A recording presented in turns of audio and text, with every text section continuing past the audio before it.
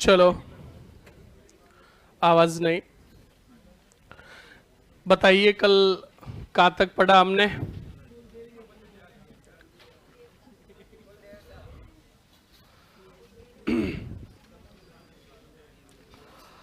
यानी हमने सामान्य जानकारी जो थी वो पूरी पढ़ ली है ना?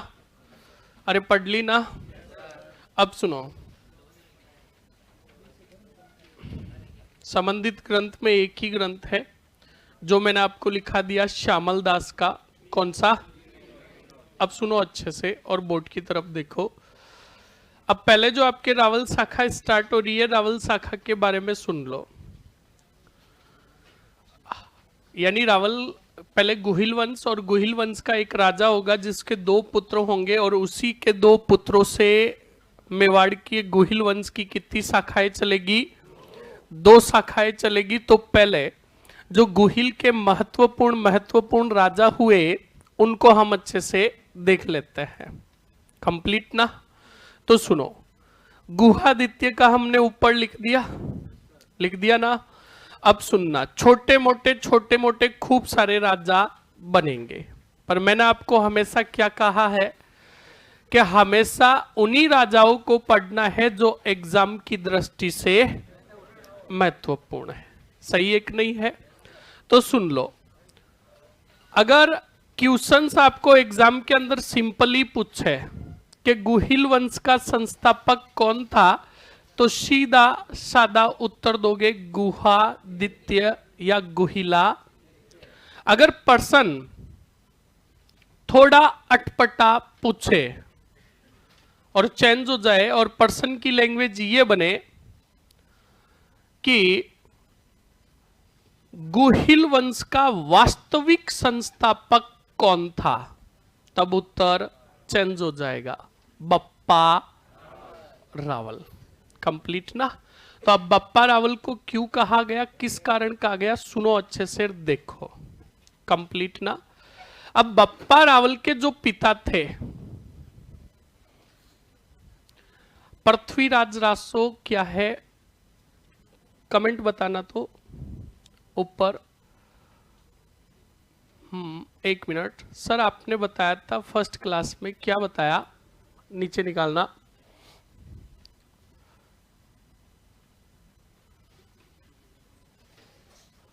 वापस एक बार कमेंट कीजिए, क्या है आपका कमेंट्स? सर आपने बताया था फर्स्ट क्लास में, क्या बताया था?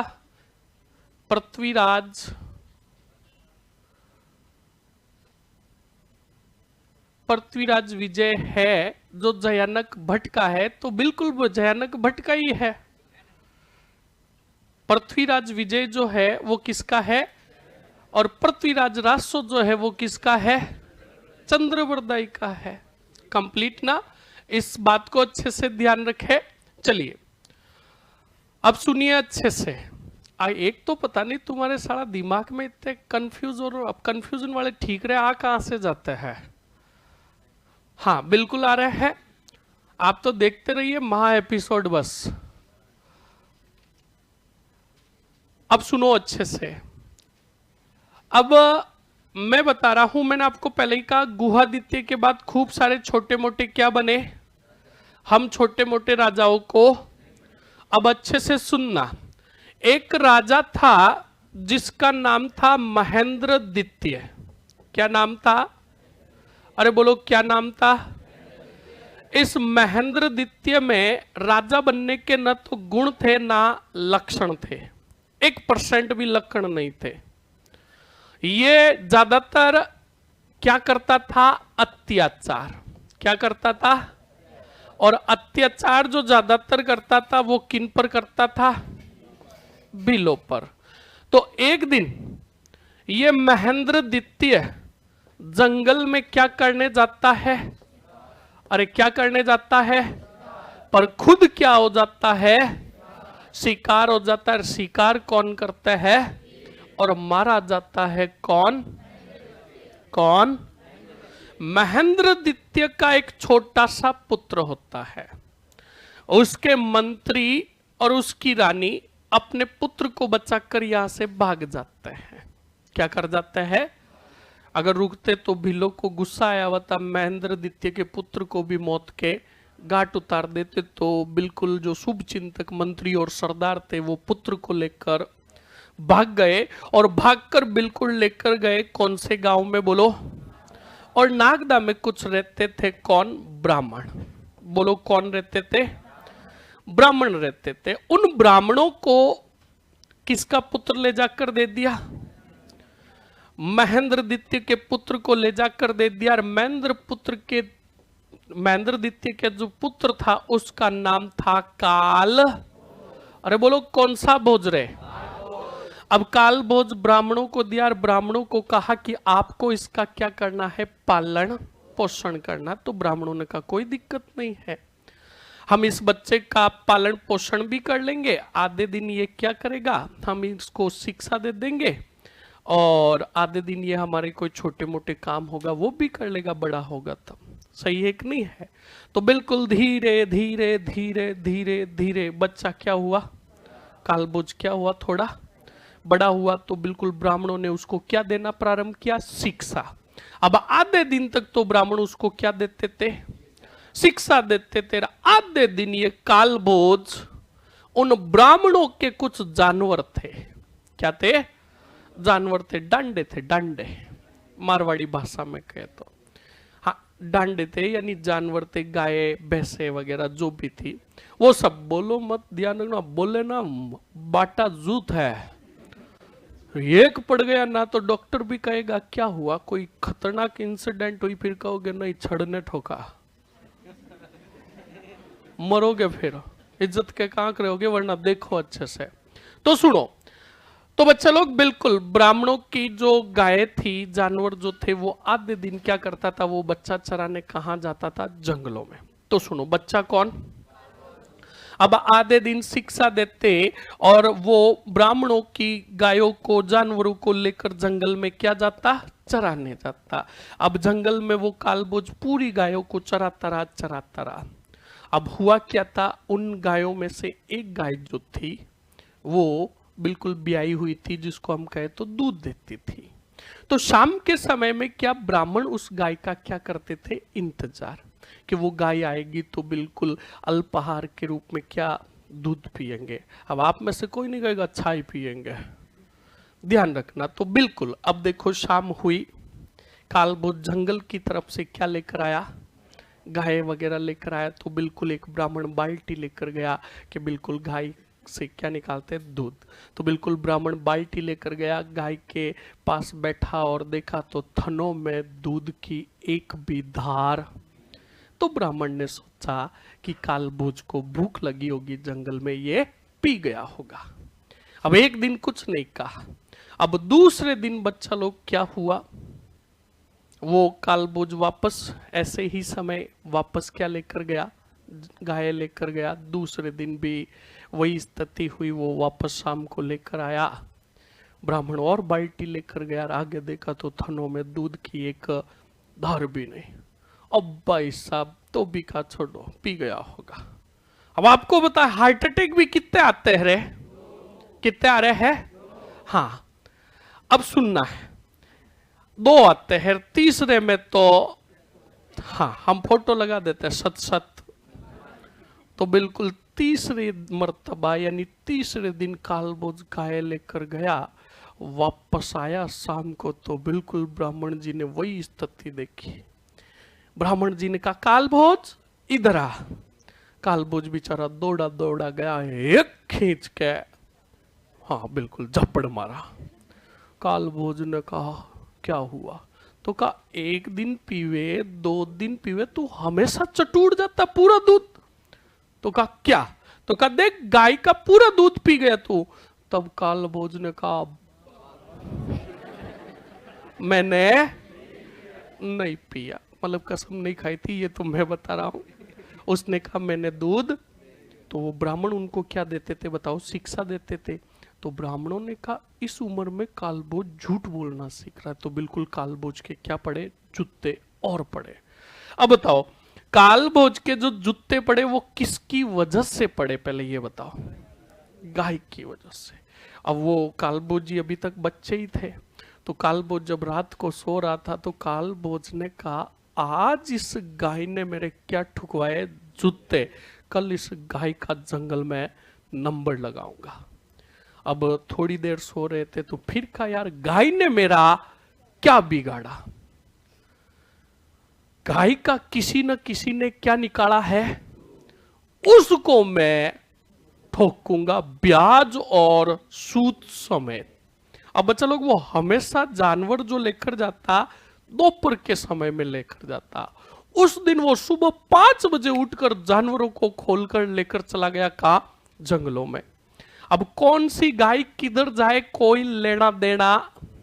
एक वृक्ष पर बैठ गया कौन, कालभोज, और जो गाय दूध देती थी 90 डिग्री का एंगल, मतलब इधर उधर ही नहीं देख रहा, गाय के ऊपर नजर रख रहा है। भाई तगड़ी वाले, अगर मच्छर खा जाता तो ऐसे मारता, उधर देखता नहीं, गाय पर नजर, क्या आज इस गाय पर क्या रखूंगा।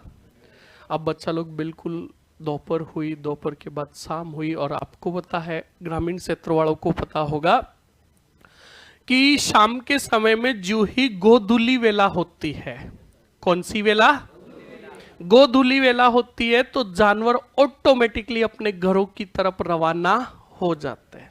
तो सभी जानवर गोधूली वेला हुई तो घरों की तरफ क्या हो गए, पर वो दूध देने वाली गाय रवाना नहीं हुई। कालभोज ने कहा, जाने दो, नजर तो इस पे ही रखूंगा। अब बच्चा लोग, उस गाय जो चल रही थी, उस गाय ने चारों तरफ देखा कि कोई नहीं था, तो उस गाय ने चलना प्रारंभ किया। कालभोज भी उस वृक्ष से नीचे कूदा, हाथ में 2 टहनियां तोड़ रखी थी कि गाय अगर पीछे मुड़ कर देखे तो मैं जमीन पे सो जाऊंगा, टहनियां डाल दूंगा, पत्तियों से मैं दिखूंगा नहीं। अब वो गाय चलती गई चलती गई चलती गई और चलती चलती एक गुफा में घुस गई। तब कालभोज ने कहा, हो न हो कोई इस गुफा में बैठा है जो क्या निकालेगा। अब उसने एक बढ़िया लट लिया और अंदर गया और बच्चा लोग जो दृश्य देखा, उस दृश्य को देखकर आंखें फटी की फटी रह गई। किसकी। अब बच्चा लोग, कालभोज ने आगे क्या देखा था सुनना। गाय गुफा में गई और गाय अपने थनों में से दूध का ऑटोमेटिकली क्या कर रही थी, विसर्जन कर रही थी। अब कालभोज ने यह दृश्य देखा तो कालभोज डर गया था। अब कालभोज उस गुफा से, वो भी काकड़ नहीं, वो भी जंगल, क्या वो भी काकड़ का था, जंगल था ना वहां। अब वहां से भागा हुसैन बोल्ट से भी फास्ट।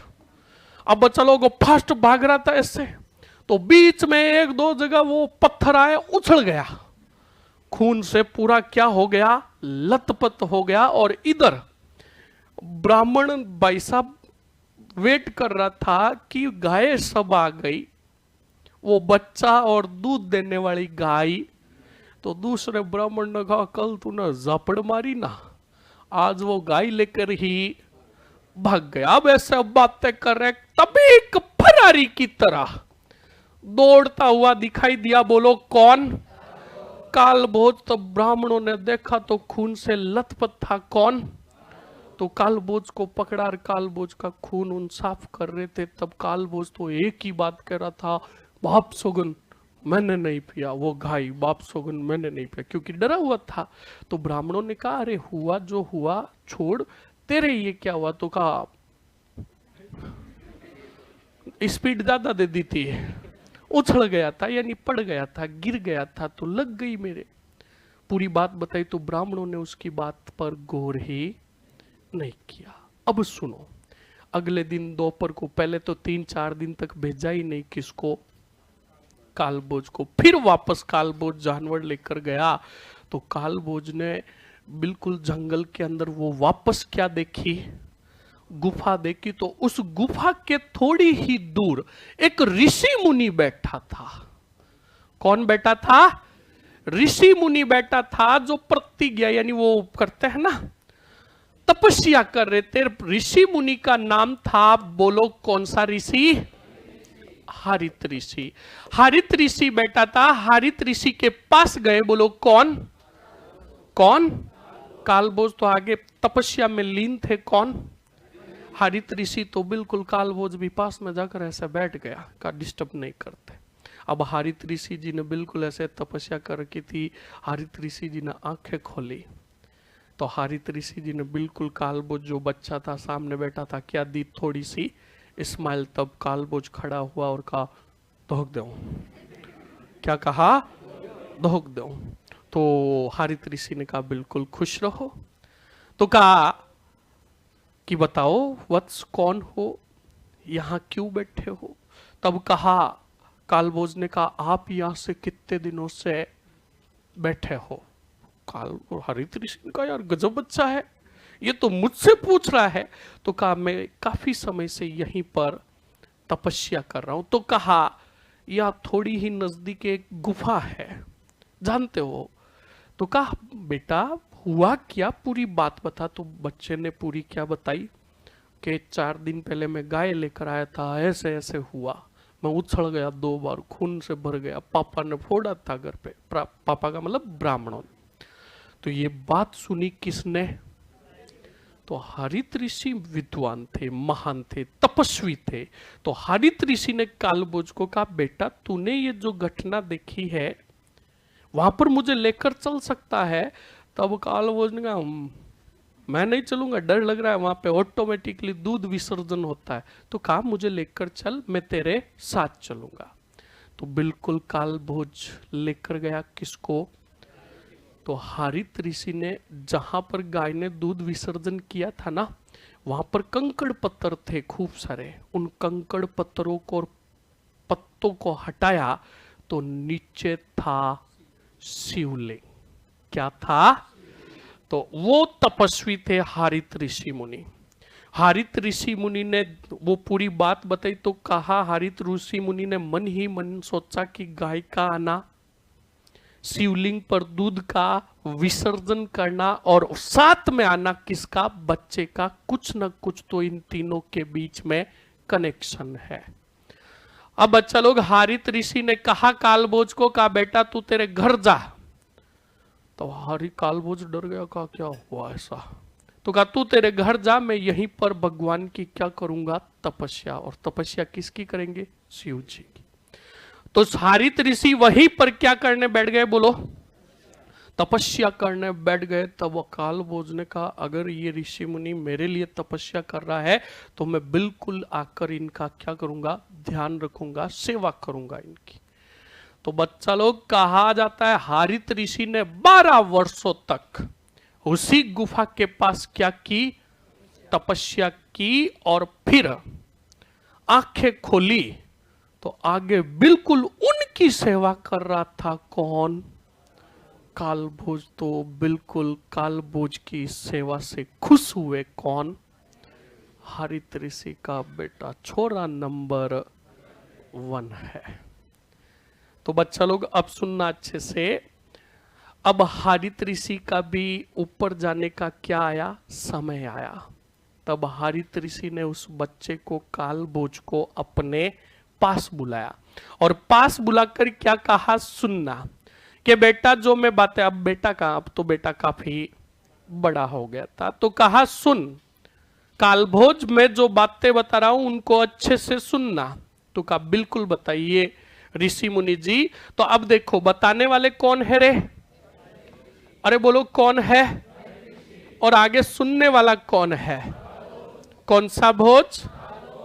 अब हरित ऋषि ने कहा कि देख बेटा कालभोज, मैं जो कहूंगा वैसा ही तू करेगा। कहा बिल्कुल करूंगा, बताइए क्या करना है? हरित ऋषि ने कहा नंबर 1 पहला काम, गुफा, और गुफा के अंदर क्या था? बोलो, उसी शिवलिंग को लेकर तू बनाएगा एक मंदिर, और मंदिर बनाएगा कौन से लिंग जी का? और उसी एक लिंग जी के मंदिर में उसकी क्या करेगा? स्थापना। बोलो समझ में आया? ये बात कौन कह रहा है? किसको कह रहा है? अब कालभोज को ये कहा कौन सा मंदिर बनाने का? एक लिंग जी का। तो कालभोज ने कहा रुको ऋषि मुनि जी, गुरु जी रुको, एक डाउट है। कहा क्या?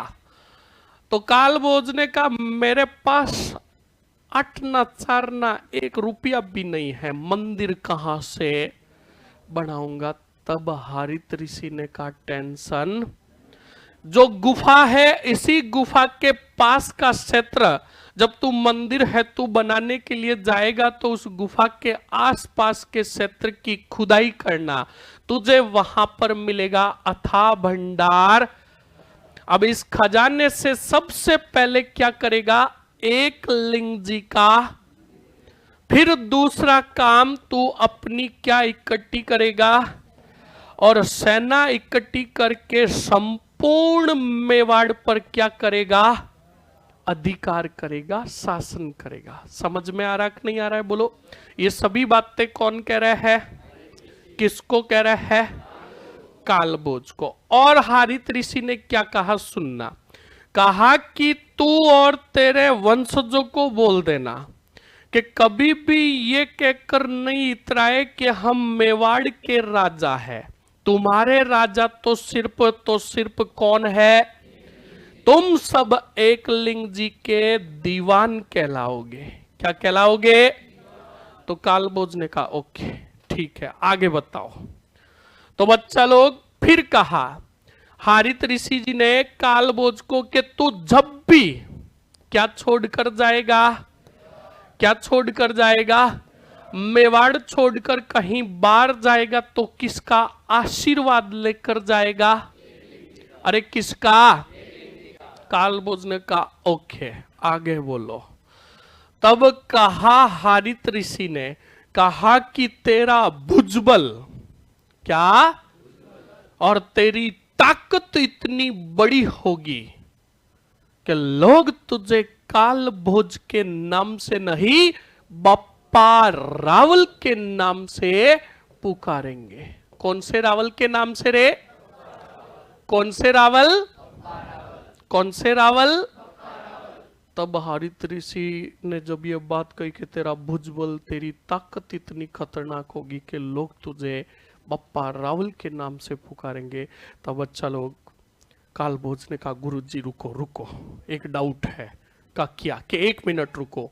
तो बिल्कुल कालभोज ने अपने शर्ट के बटन उतारे और खोला शर्ट और कहा कि आराम से गिन सकते हो, एक्स्ट्रा कराने की जरूरत नहीं है, हड्डियां कितनी है गिन सकते हो।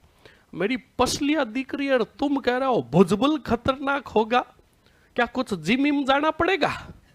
तब बप्पा रावल को कहा तुझे कहीं पर भी जाने की जरूरत, आज से ऑटोमेटिकली तेरा भुजबल बनता जाएगा। और बच्चा लोग कान खोल के सुन लेना, हम जिन महाराणा प्रताप और सांगा का जिक्र करते हैं ना, महाराणा प्रताप और सांगा भी ये कहकर इतराते थे कि हम बप्पा रावल के वंशज हैं। किसके। तो याद रखना उदाहरण ऐसे ही नहीं दिए जाते हैं, उदाहरण के लिए कुछ ऐसे कारनामे भी करने पड़ते हैं। तो सुनना, आप पूरी चीजें सुनो। अब मैं तुम्हें सवाल पूछ रहा हूं, तुमने सिर्फ सुना है, अब तुम उत्तर दोगे, दोगे ना। बताओ, फटाक से बताओ।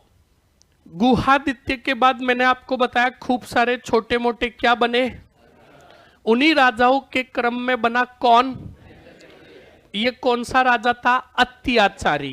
कौन सा चारी, ये जनता पर क्या करता था, इसलिए जंगल में एक दिन क्या करने गया, पर इसका शिकार कर लिया किसने, ये जब मारा गया तो इसका पुत्र था कौन सा, भोज। कालभोज को शुभ चिंतकों ने कौन सी गदा में पहुंचाया, और नागदा में किनको दिया, अरे किनको दिया। अब ब्राह्मणों के पास रहता था कौन सा भोज रे, आधे दिन ब्राह्मण कालभोज को क्या देते, और आधे दिन कालभोज कहां जाता, जंगल में। कहां जाता, अरे कहां जाता, वहां पर कुछ घटना देखी कि नहीं देखी, और फिर उस घटना के बारे में बताया एक ऋषि मुनि। किसको, अरे किसको, तो हरित ऋषि ने उसी गुफा के बाहर कितने वर्ष तपस्या की, और 12 वर्ष सेवा की काल भोज ने किसकी? किसकी? तब हारित ऋषि ने खुश होकर काल भोज को कुछ बातें बताई। अरे बताई ना। अब काल भोज को सबसे पहले कहा कि तू किसका मंदिर बनाएगा? बहुत बढ़िया। किसका मंदिर बनाएगा? तो एक लिंग जी का मंदिर बनाएगा। कौन सा भोज? कौन सा भोज? और काल भोज को उपाधि किसकी दी? किसने दी? अगर एग्जाम ने पूछ लिया, एग्जामिनर ने पूछ लिया कि बप्पा रावल का वास्तविक नाम क्या था? क्या था? कालभोज को बप्पा रावल की उपाधि किसने दी? किसने? हारित ऋषि के कहने पर बप्पा रावल ने कौन सा मंदिर बनवाया? बप्पा रावल ने मेवाड़ पर अधिकार किसके आशीर्वाद से किया? किसके?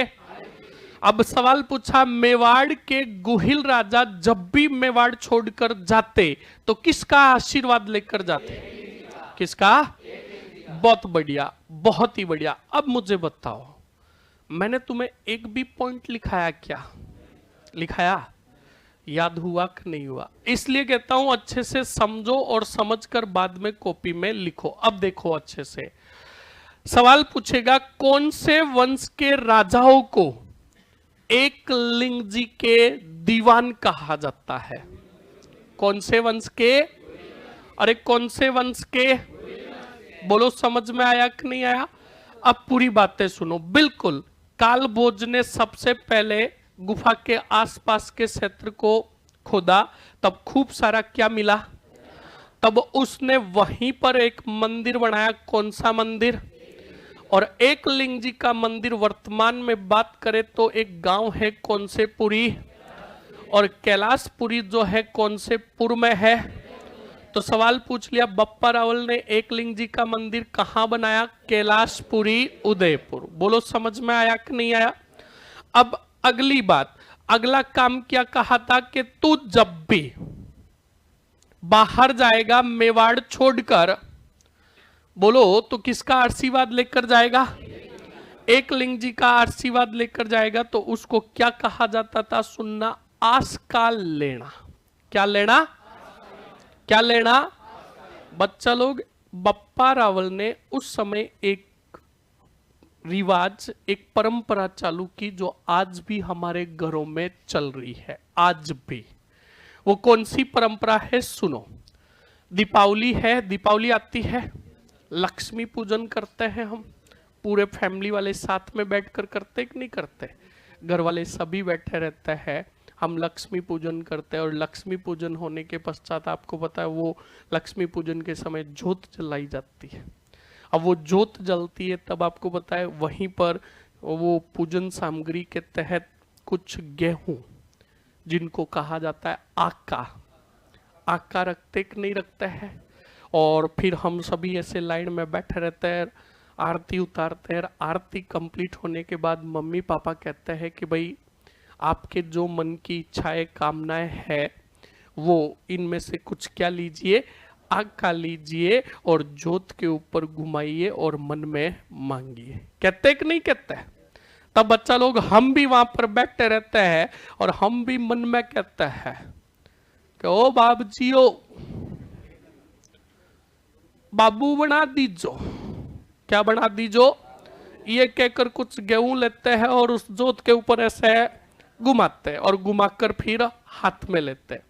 अगर विषम आते हैं तो कामना पूरी, सम आते हैं तो मामला डाबा।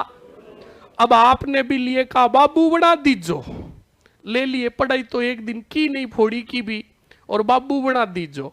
अब लिए, काउंट किए, तब 1 2 3 4 5 6। अब बच्चा लोग वापस डाले और दूसरे ले तो घर वालों को पता चल जाए। तब बच्चा लोग वो क्या करता है, पहले इधर देखता है कि अच्छा छोटा भाई या बड़ा भाई उधर बिजी है, इधर देखता है कि मम्मी पापा दोनों बातें कर रहे हैं, तभी दोनों तरफ देखकर एक खा जाएगा।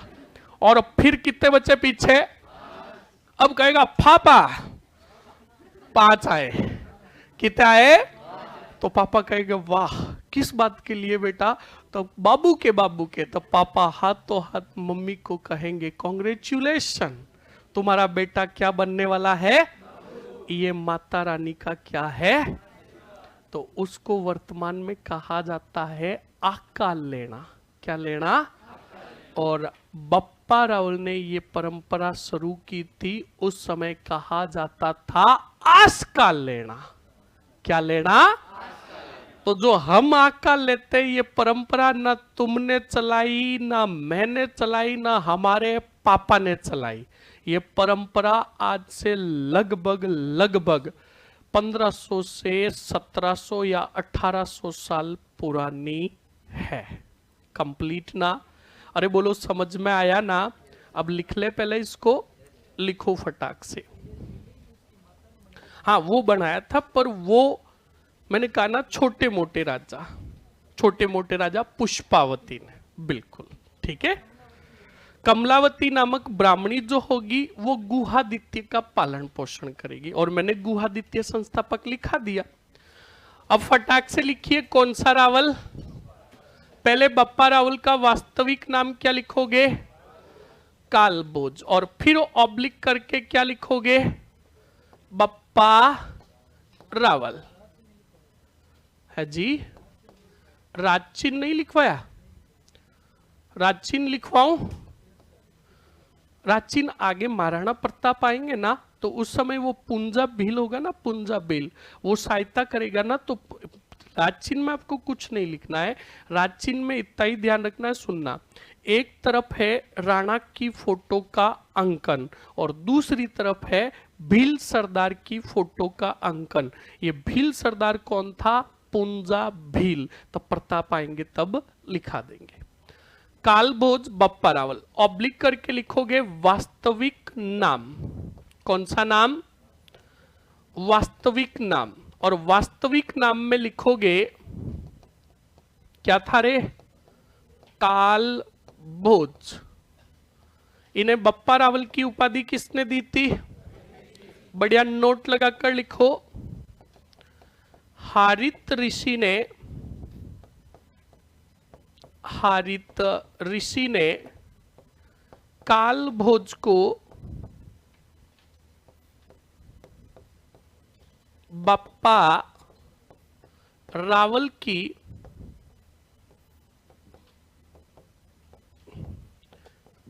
क्या प्रदान की? उपाधि प्रदान की। फटाक से लिख लीजिए, सीधा लिखोगे नोट लगाकर। बप्पा रावल का हर एक पॉइंट महत्वपूर्ण है, याद रखना। बप्पा रावल ने कैलाशपुरी, कौन सा पुरी? कहां है? उदयपुर में एक लिंग जी का क्या बनवाया रे? मंदिर बनवाया। फटाक से लिख लीजिए, फिर लिखोगे नोट लगाकर। बप्पा रावल ने हारित ऋषि के आशीर्वाद से संपूर्ण मेवाड़ पर बोलो क्या किया? अधिकार किया। लिख लीजिए जल्दी से।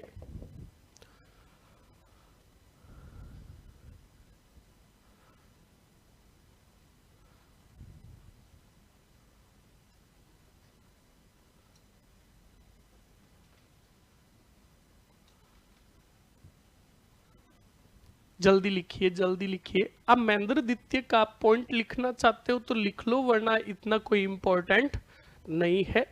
लिख लो। पिता कौन थे? महेंद्र द्वितीय। और आगे कोष्टक में लिख दोगे किसने हत्या की? भीलों ने। लिख लो।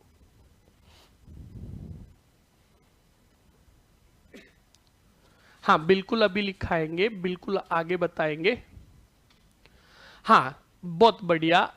एक स्टूडेंट पूछ रहा है सर इनका समय काल क्या था। सुनो, हम याद रखना, जब भी कोई भी प्रारंभिक राजा या कोई राजवंश प्रारंभ होगा ना, तो उन प्रारंभिक वंश के राजाओं का जो शासनकाल था, जिन जिन इतिहासकारों ने इतिहास लिखा, सब ने उन राजाओं का शासनकाल क्या बताया?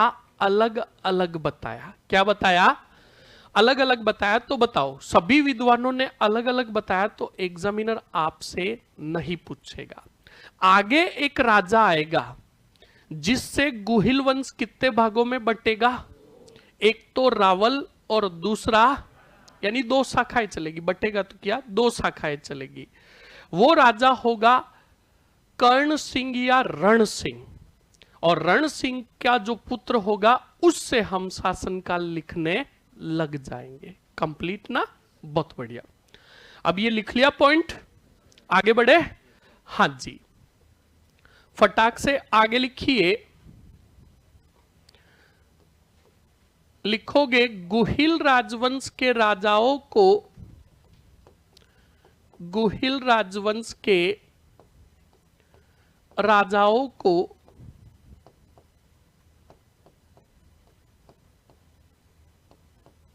एकलिंग जी के बोलो क्या कहा गया? बहुत बढ़िया, दीवान कहा गया। दीवान कहा गया। फटाक से लिख लीजिए।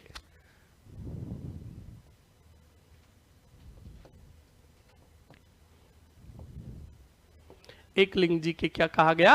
दीवान कहा गया। फिर लिखोगे गुहिल वंश के राजा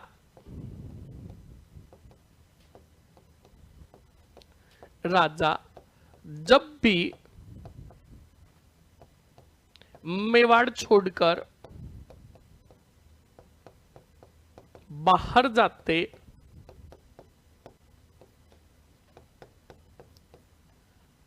तो किसका? एकलिंग जी का क्या लेकर जाते थे? आशीर्वाद लेकर जाते। आशीर्वाद लेकर जाते, जिसे क्या कहा गया रे? लेकर जाते जिसे आस का लेना, आस का लेना कहा गया।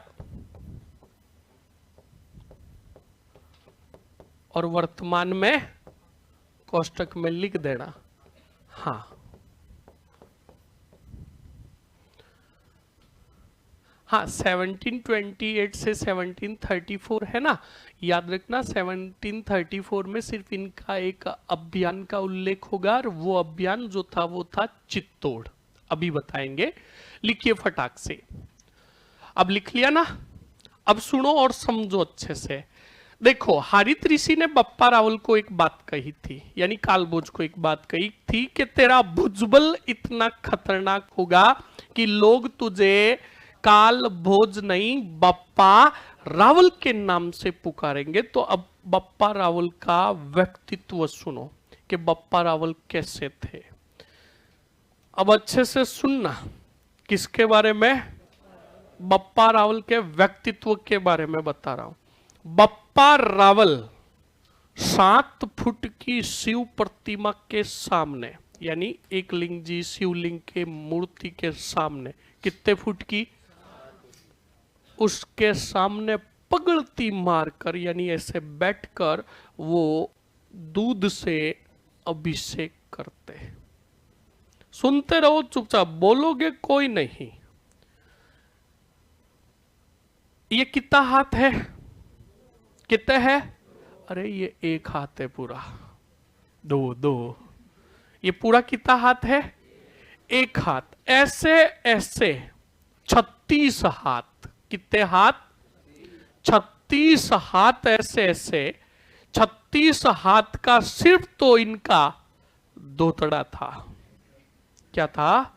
यानी धोती पहनते थे ना, वो कितने हाथ की थी? कितने हाथ की? 16 हाथ। कितने हाथ? 16 हाथ का उनका दुपट्टा था। क्या था? 16 हाथ का। और हमारे 16 हाथ के कपड़े में कोई 20-25 ड्रेसें बन जाए, सही एक नहीं है? और 36 हाथ के कपड़े में तो लगभग 10 साल की ड्रेसें बन जाए।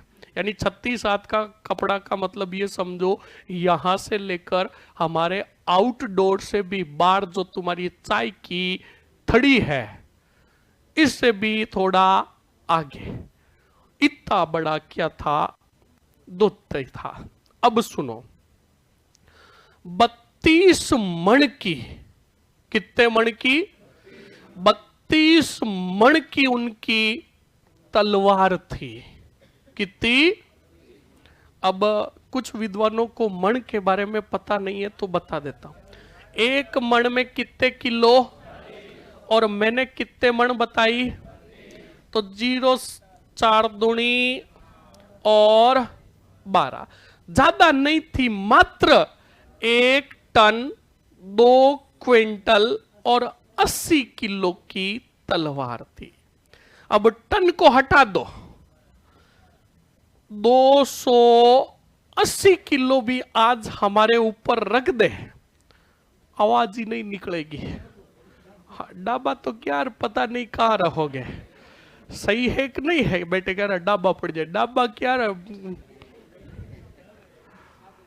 अब सुनो अच्छे से, आवाज नहीं तो सुनो। ऐसे व्यक्तित्व के, और इनका खाना बताया ही नहीं गया, सिर्फ मॉर्निंग का ब्रेकफास्ट ही बताया। मॉर्निंग का क्या बताया? और ब्रेकफास्ट में ज्यादा नहीं बताया कि जो इस्लाम धर्म के जो योद्धा होते थे, उनके 4 बकरे और 2 भैंसे। कितने? 4 बकरे और 2 भैंसों जीता तो इनका सिर्फ अल्प आहार था।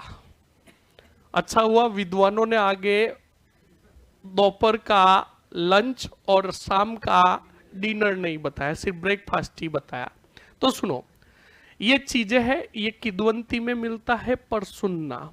अब तुम 1 मिनट के लिए सोचो, जिनकी तलवार 1 टन 2 क्विंटल 80 किलो की हो, जो 7 फुट की शिव प्रतिमा के सामने पगड़ती मारकर दूध अर्पित करता हो, तो उसको और उसकी सेना को कोई पराजित कर सकता है क्या? मैं तो कहता हूं, बप्पा रावल के सामने कोई सेना आती और बप्पा रावल उस सेना के सामने खड़े होकर कहते आज लड़ने का मूड नहीं है, आज सोऊंगा, तो खड़े खड़े ही उन सैनिकों के ऊपर पड़ जाते हैं, तो अभियान अगले वालों का खत्म। सही एक नहीं है? छोड़ो, बचपन में हमने वो गुलेटी खेली थी, गुलेटी।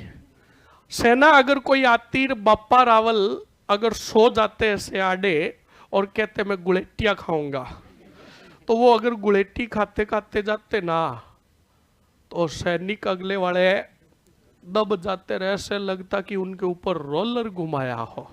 सही एक नहीं है? छोड़ो, ऐसे भी नहीं। सेना दौड़कर आती, बप्पा रावल अपनी तलवार को ऐसे घुमाकर विरोधी सेना के सामने ऐसे फेंकते, तो विरोधी सेना का भोगने ऐसे कटते कि जैसे कुत्र मशीन के अंदर पूड़ा डालते हैं ना, वैसे कटते, धैड़ धैड़। बिल्कुल फैक्ट है। इस व्यक्तित्व को, इस बप्पा रावल को कोई भी पराजित नहीं कर सका, इसको भी ध्यान रखना। अब सुनो, मेवाड़ के अंदर पहले चित्तौड़ नहीं आता था, सिर्फ मेवाड़ का मतलब वही ईडर और उदयपुर जो है इसका आसपास का क्षेत्र। अब बच्चा लोग, पहली बार 734 ईस्वी, बोलो कब? 734 ईस्वी में बप्पा रावल ने तय किया। किसने? बप्पा रावल ने तय किया कि मैं मेवाड़ छोड़कर जाऊंगा तोड़ ही तोड़, और चित्तौड़ के राजा को ठोककर जीतूंगा। कौन सा तोड़? कब तय कर रहे हैं? तो 734 में पहले गए कौन से मंदिर पर? उनका क्या लिया? आस का। क्या लिया? अब आस्का का मतलब आशीर्वाद लिया। अब वही अगर विषम आते ऐसे जोड़े बनकर एक्स्ट्रा होता तो इसका मतलब एक लिंग जी का क्या है? आशीर्वाद है, और वो सम आते तो वो नहीं जाते। बोलो समझ में आया कि नहीं आया? तो बिल्कुल 734 ईस्वी में बाप्पा रावल ने आशीर्वाद लिया किसका? गए कौन से तोड़, और चित्तौड़ का था कौन सा मौर्य? मान मौर्य। कौन सा मौर्य रे? इस मान मौर्य को पराजित किया कौन से रावल ने, और जीत लिया कौन से तोड़ को, और मिला दिया कौन से वार्ड में? बोलो समझ में आया कि नहीं आया? हारित ऋषि ने बाप्पा रावल को कहा था कि मंदिर बनाने के पश्चात तू तेरी क्या इकट्ठा करेगा?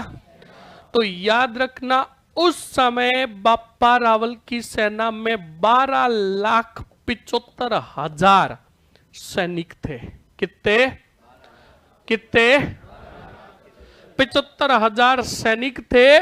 और मंदिर बनाने और सेना इकट्ठी करने के पश्चात भी बप्पा रावल के पास इतना खजाना बचा था, इतना खजाना बचा था, इतना खजाना बचा था कि उन्होंने अपने साम्राज्य में सोने के, बोलो कौन से सिक्के चलाए? सोने के क्या चलाए रे? सिक्के चलाए। तो याद रखना यहां पर दो चीजें यूनिक आ रही है। सवाल पूछ ले, मेवाड़ का पहला राजा जिसने सर्वप्रथम सोने के सिक्के चलाए कौन था? सवाल पूछेगा मेवाड़ का पहला राजा जिसने चित्तौड़ को विजित किया कौन था? कब किया? किसे पराजित करके? किसका आशीर्वाद लिया? बताओ याद हुआ कि नहीं हुआ? लिखो फटाक से, फटाक से लिखो। बप्पा रावल, लिखो फटाक से। बप्पा रावल मेवाड़ के पहले राजा थे। बप्पा रावल मेवाड़ के कौन से राजा थे? पहले राजा थे। नोट लगाकर लिखोगे, बप्पा रावल मेवाड़ के पहले राजा थे, राजा थे जिन्होंने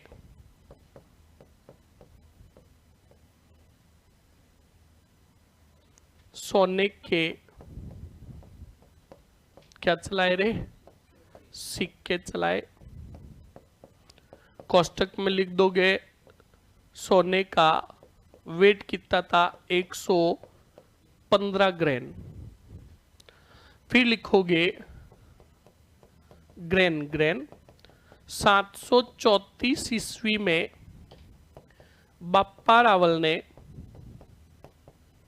बप्पा रावल ने चित्तौड़ के कौन से मौर्य को? मान मौर्य को पराजित कर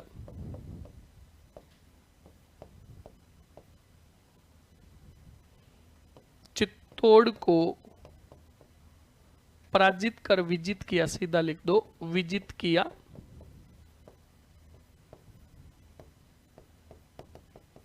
फिर लिखोगे नोट लगाकर, बप्पा रावल मेवाड़ के पहले राजा थे, पहले राजा थे जिन्होंने, जिन्होंने चित्तौड़ को क्या किया? विजित किया। लिख लीजिए फटाक से।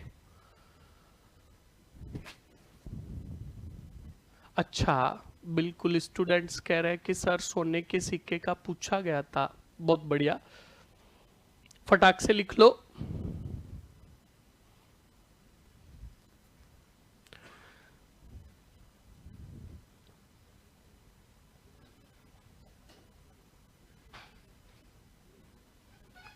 ये सोने का सिक्का हो गया। चित्तौड़ को विजिट करने वाले कौन हो गए? बप्पा रावल। अब सुनो, एक बप्पा रावल का भयंकर अभियान जो इंडियन हिस्ट्री में अभी देखना प्रूफ होगा। बप्पा रावल एक अभियान पर गए थे, उस अभियान पर गए थे तब दुश्मनों को इतने भयंकर तरीके से मारा था कि उस क्षेत्र के लोगों ने डरकर हिंदुस्तान पर 300 सालों तक आक्रमण नहीं किया। किस पर? हिंदुस्तान पर। अभी प्रूफ करके बताऊंगा। देखो, याद रखना, जिनके सपने बड़े हैं, जैसे आप एलडीसी बन गए, जरूरी थोड़ी है कि एलडीसी बनने के बाद आगे आप प्रिपरेशन नहीं करोगे कि यही सोच रखा है। नहीं नहीं, यही सोच रखा है बस एक बार लग जाऊं बस, फिर तो हाँ, ऐसा ही सोच रखा है? सपने बड़े हैं ना? तो सुनो, बिल्कुल जब आगे की प्रिपरेशन करोगे तो सुन लो। अरे मर जाओगे बीच में, छपाऊं? सिर्फ छपाऊं? तो सुन लो, मर लो। सुनो, तो देखो, जब बड़ी प्रिपरेशन करोगे तो बिल्कुल आपको ज्यादा पढ़ना पड़ेगा, और ज्यादा पढ़ना पड़ेगा तो इंडियन हिस्ट्री भी पढ़नी पड़ेगी।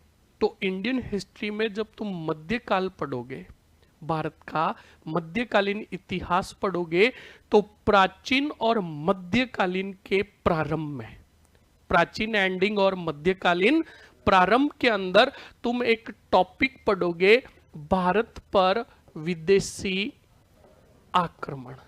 कौन से आक्रमण? तो अच्छे से देखना, विदेशी आक्रमण। सबसे पहले मैं बात करूं तो सबसे पहले जो आक्रमण हुआ प्राचीन और मध्यकालीन के प्रारंभ का, तो 712 ईस्वी में। और ये जो अटैक किया था वो किया था मोहम्मद बिन कासिम ने। बोलो किसने किया था? अरे बोलो किसने किया?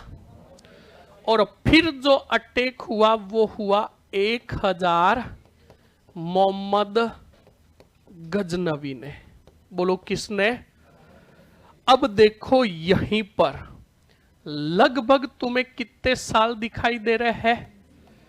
300 साल तक, यानी 712 के बाद अरबी आक्रांताओं ने हिंदुस्तान की तरफ अटैक किया ही नहीं। क्या कारण था? अब वो कारण देखो। देखो यहां देखो कितने आ रहे हैं? 700, और यहां पर देखो क्या आ रहा है? 700।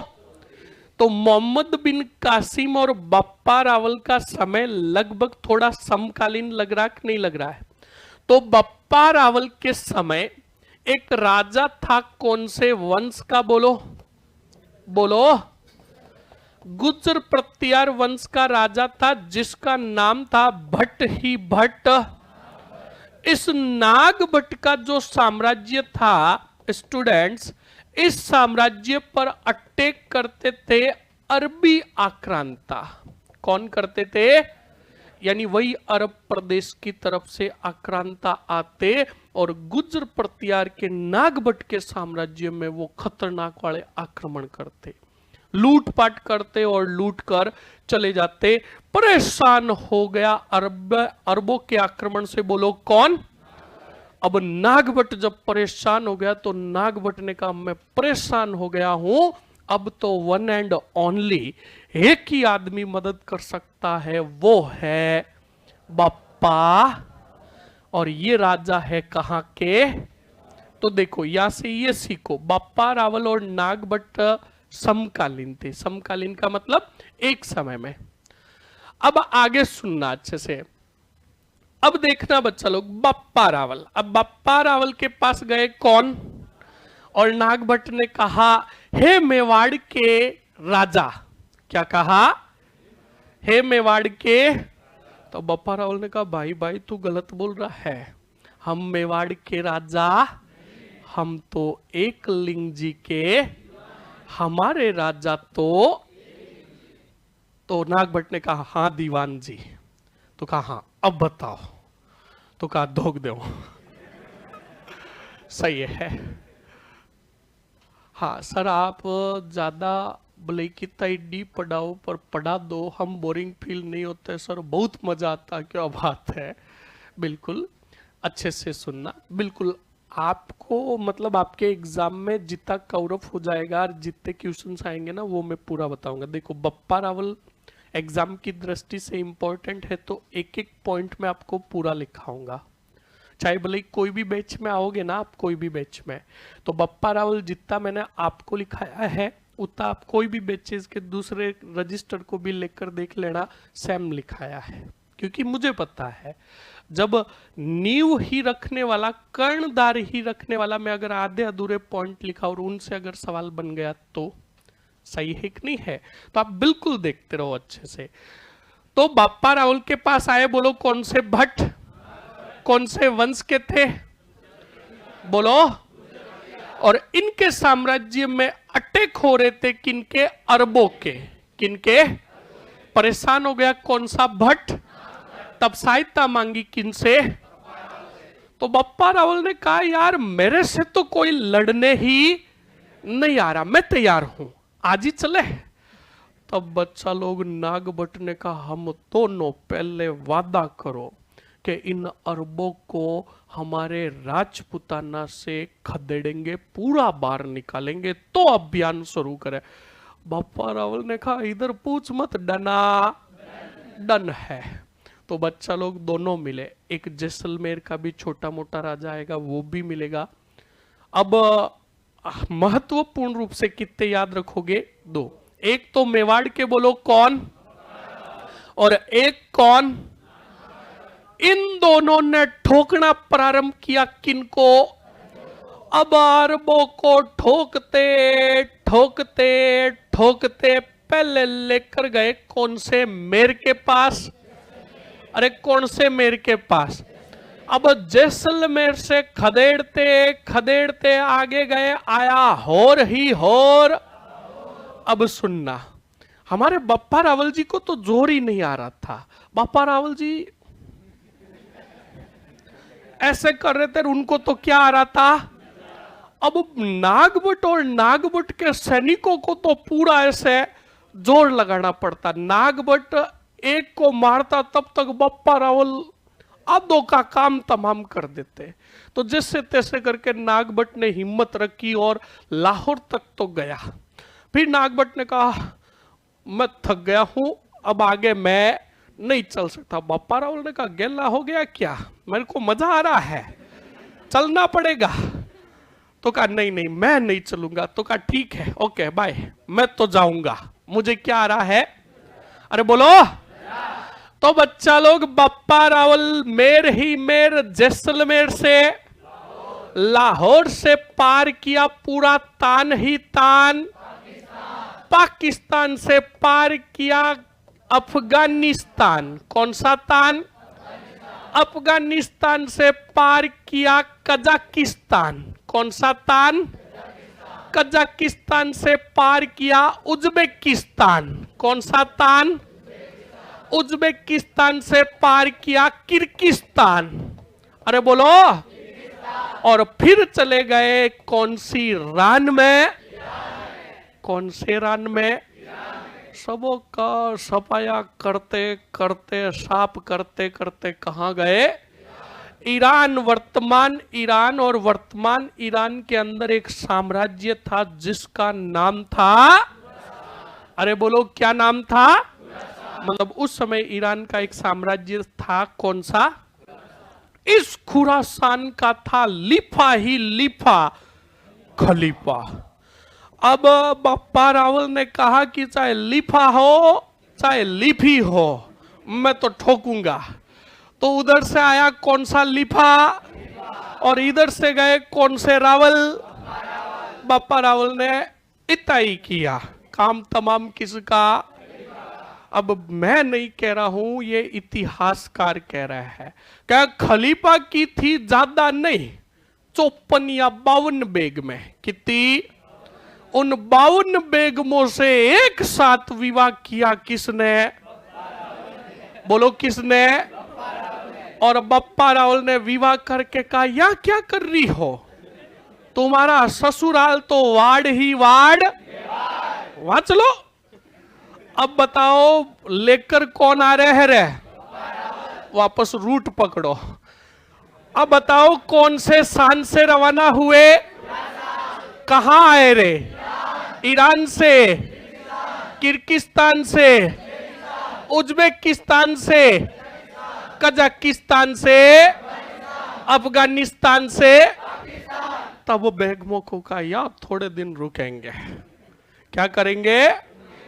कोई अगर बोलने की कोशिश की ना, याद रखना, do not cross your limitation, याद रखना। और एक डायलॉग भी है, violence violence violence, I like violence. मैं कोई केजीएफ का रॉकी नहीं हूं जो मैं उसकी कॉपी करूंगा। कान खोल के सुन लेना, गोपनीयता भंग करना ही मत और अपनी लिमिटेशन क्रॉस करना ही मत। जो इतिहास में हुआ मैं वही बता रहा हूं। कंप्लीट ना भावनाओं में बह मत जाना। ये तो इन्होंने तो अपने कारनामे किए, तुमने अगर एक्स्ट्रा बोलने की कोशिश की तो भोगना सीधा जाएगा और मैं बन जाऊंगा विद्यार्थी हंता। एग्जाम की दृष्टि से वेरी मोस्ट एंड, हाँ। तो इधर देख लो। अब बच्चा लोग कौन से तान आए? बप्पा रावल ने कहा यार रुकेंगे, वहां पर रुके, फिर वापस आए कहा? बोलो मेवाड़। तो देखो कुछ समय बिताया कहा? और पाकिस्तान में एक नगर बसा दिया जिसका नाम आज भी है रावलपिंडी। कौन सी पिंडी? तो सवाल, मतलब सवाल तो नहीं पूछ सकता, तो भी मैं आपको बता देता हूं। सवाल अगर पूछ ले, रावलपिंडी नगर किसने बसाया? अरे बोलो रे, किसने? अब हमारे राजस्थान इतिहास के जनक हुए कर्नल जेम्स टॉड। अब कर्नल जेम्स टॉड ने जब इतिहास लिखा तो उन्होंने कहा मेरा मानना तो यही है कि बप्पा रावल 54 बेगमों से विवाह करके वहीं बस गए और मृत्यु भी उनकी कौन से सान में हुई? ये मत किसका है? सिर्फ कर्नल जेम्स टॉड का। तो पर्टिकुलरली याद रखना है, कर्नल जेम्स टॉड ने बप्पा रावल की मृत्यु कहां बताई रे? कहां बताई? पर वहां इनकी मृत्यु तो नागदा में हुई। कहां हुई? बोलो समझ में आया कि नहीं आया? कंप्लीट ना। कितने दिन लग गए थे आने जाने में, मैं साथ में नहीं था उस टाइम, वरना जरूर बताता। फटाक से अब लिख लीजिए। अब सुनो, एक बार रिपीट करवा देता हूं थोड़ा। मुझे ये बताओ अभियान कौन सा किया? देखो अंतिम चीज जो होगी वही अभियान माना जाएगा, यानी कहां तक गए थे? कौन से स्थान तक? अब खुरासान अभियान किसने किया और किसने किया? कौन से भट्ट ने? और खुरासान अभियान से वापस आ रहे थे तब पाकिस्तान में कौन सा पिंडी बसाया? कंप्लीट हुआ कि नहीं हुआ? बस यही ध्यान रखना, सवाल पूछेगा तो सिर्फ इतना ही पूछेगा, खुरासान अभियान किस किस राजा ने किया? लिखो जल्दी से, लिखो बप्पा रावल। बप्पा रावल, कौन सा रावल? बप्पा रावल व बप्पा रावल व गुज्जर प्रतिहार शासक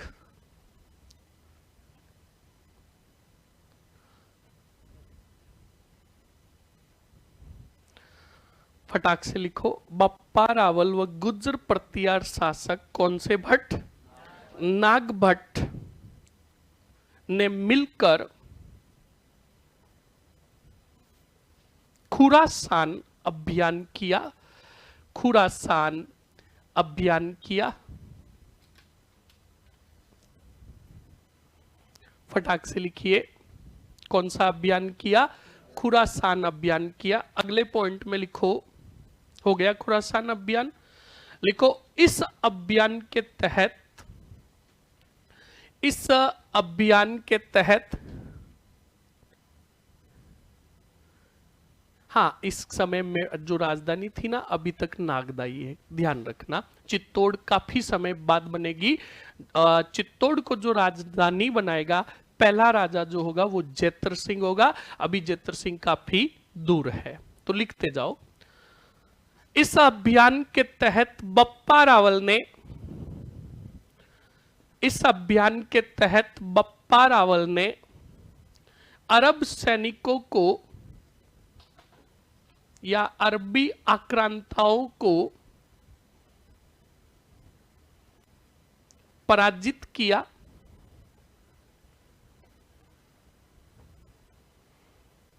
क्या किया? पराजित किया। लिख लिया? पॉइंट नोट लगाकर लिखो। बप्पा रावल के इस अभियान के पश्चात, बप्पा रावल के इस अभियान के पश्चात अरबों ने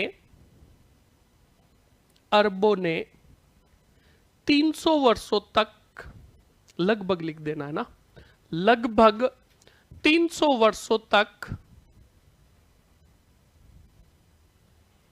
हाँ विकास, क्या रिप्लाई देना है? कमेंट्स वापस भेजो एक बार। 300 वर्षों तक क्या किया रे? भारत पर आक्रमण नहीं किया।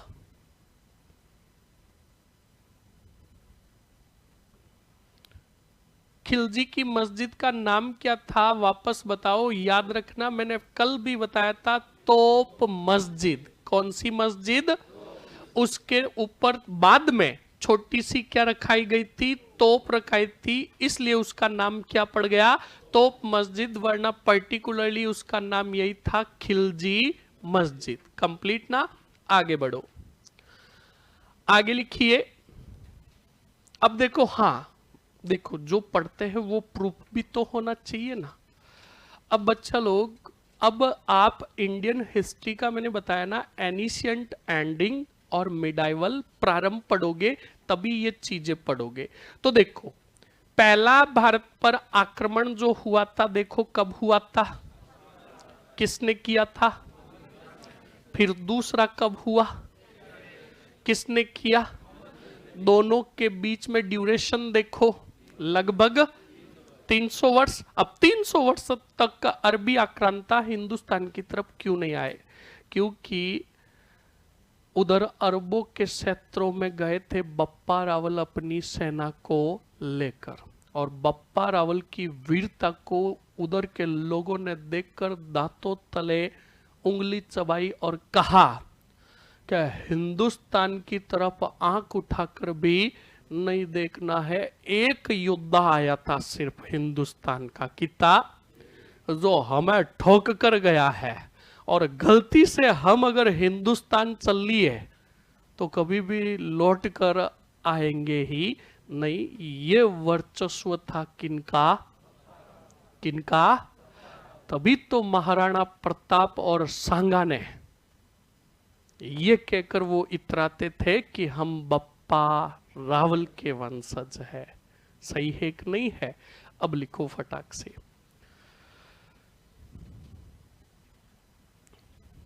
लिख लिया ना? हाँ, क्या लिखा? 300 वर्षों तक आक्रमण नहीं किया। अब नोट लगाकर लिखो, सीवी वेद नामक, सीवी। अब चलो बोर्ड की तरफ देखो, ये भी समझा देता हूं। देखो, एक अभी का विद्वान हुआ जिसका नाम क्या था? बोलो बोलो, क्या नाम था? इस सीवी वेद ने इतिहास पढ़ रखा था, किसका? बप्पा। बोलो किसका? और फिर इसने एक अंग्रेज गवर्नर का भी इतिहास पढ़ा था जिसका नाम था चार्ल्स मार्टल। कौन सा था रे? अरे बोलो कौन था? तो इसने क्या देखा सीवी वेद ने कि बप्पा रावल और चार्ल्स मार्टल के अंदर एक सिमिलरिटी है। क्या है? इस सीवी वेद ने कहा कि मेवाड़ के पहले राजा थे, और हिंदुस्तान के भी देखे तो पहले राजा थे कौन? जिन्होंने अरबों को गाजर मूली की तरह काट दिया। और अंग्रेजों का पहला गवर्नर बोल दो या कैप्टन बोल दो जो था कौन? चार्ल्स मार्टल, जिसने सर्वप्रथम किसकी सेना को पराजित किया? मुगलों की सेना को। तो देखो, दोनों सर्वप्रथम आ रहे कि नहीं आ रहे?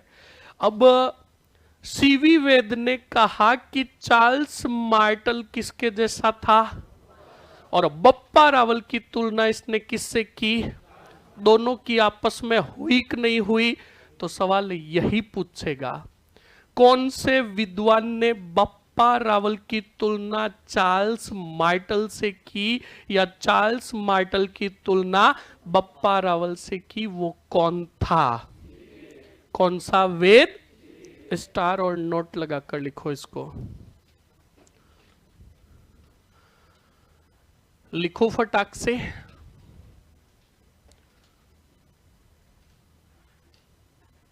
फटाक से लिखिए। सर चंद्रशेखर जिसने सुरजन चरित्र लिखी, किसका दरबारी कवि था? बहुत बढ़िया, याद रखना रणथंबोर का राजा था सुरजन हाड़ा। कौन सा हाड़ा?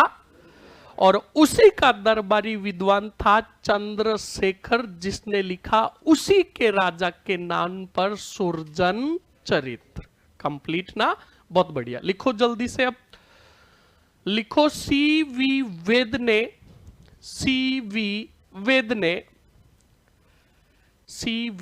वेद ने बप्पा रावल की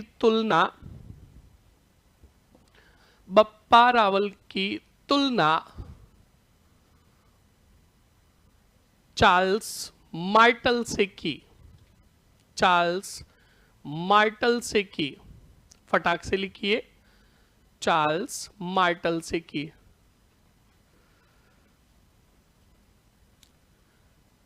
थोड़ा फास्ट लिखे। लिख लिया? अब लिखो बिल्कुल, अब बप्पा रावल की मृत्यु का लिखो। लिखो बप्पा रावल की मृत्यु, बप्पा रावल की मृत्यु नागदा में हुई।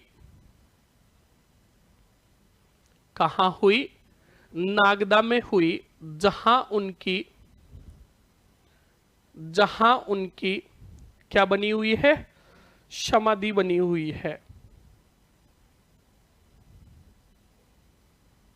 क्या बनी हुई है? समाधि बनी हुई है। फटाक से लिख लीजिए।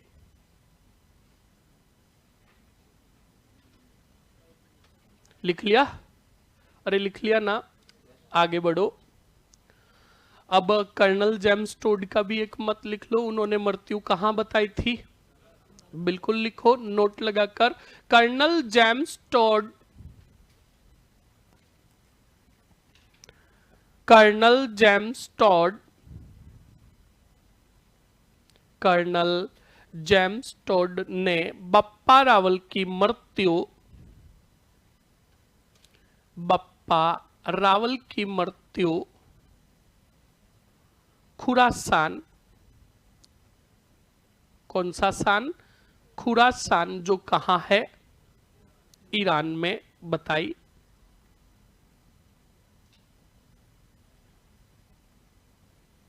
लिख लिया ना? अब देखो मैंने स्टार्टिंग में ही आपको बताया था, स्टार्टिंग में मैंने ये बताया था आपको कि अगर सवाल पूछ ले गुहिल वंश का वास्तविक संस्थापक किसे कहा गया? किसे कहा गया? फटाक से लिख लो, गुहिल वंश का वास्तविक संस्थापक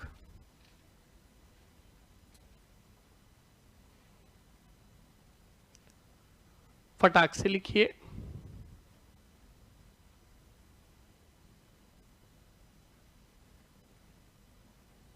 गुहिल वंश का वास्तविक संस्थापक बोलो किसको कहा गया?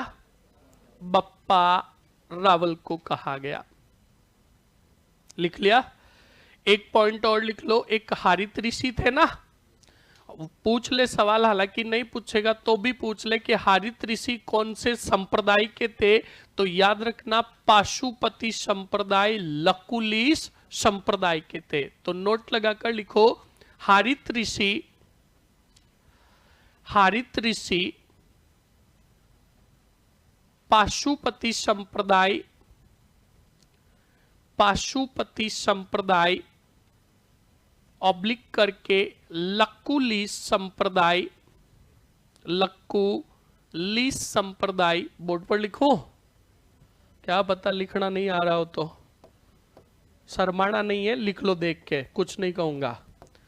पाशुपति संप्रदाय ऑब्लिक करके कौन सा? लकुलिस संप्रदाय के अनुयायी थे।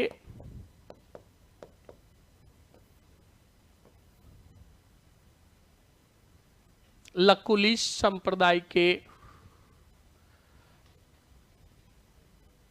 क्या थे?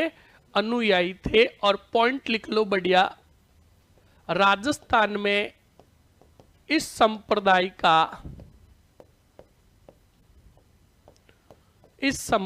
का एकमात्र मेला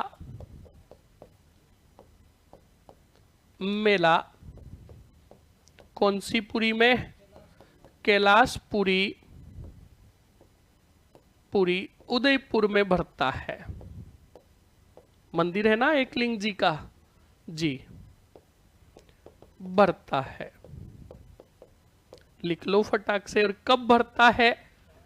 कोष्टक में लिख दोगे FK 13 फाल्गुन कृष्ण 13 को या त्रयोदशी को। जी नहीं, बप्पा रावल से रिलेटेड कोई ग्रंथ नहीं है। फटाक से लिखते रहिए। लिख लिया? अरे लिख लिया ना जी। ये हो गए कौन से रावल? बोलो कौन से रावल? बप्पा रावल के बाद और छोटे मोटे खूब सारे क्या बनेंगे? पर मैंने आपको कहा कि हमें तो वही राजा लेने हैं जो एग्जाम की दृष्टि से। अब सुनो, 2 राजा और आएंगे जो होंगे तो छोटे मोटे, पर उनके एग्जामों में सवाल बने हुए हैं, आपके भी पूछ सकता है। तो छोटे मोटे राजा जो है फटाक से लिख लो। भरत भट्ट द्वितीय। कौन सा भट्ट? भरत भट्ट द्वितीय। इनका अगर सवाल पूछा तो याद रखना उपाधियों से रिलेटेड सवाल पूछेगा। किससे रिलेटेड? लिखोगे आहड़ शिलालेख में। बोलो कौन से शिलालेख में? आहड़ शिलालेख में भरत भट्ट द्वितीय को तीनों लोकों के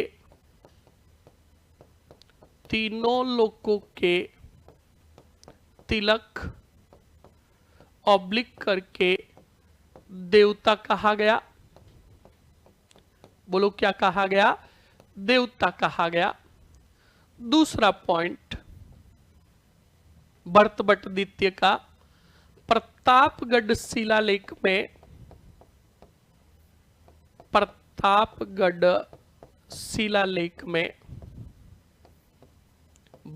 भट्ट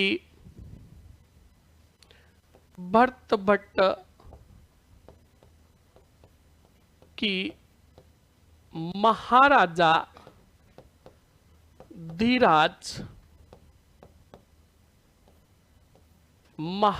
धीराज की उपाधि ग्रहण करना बताया गया।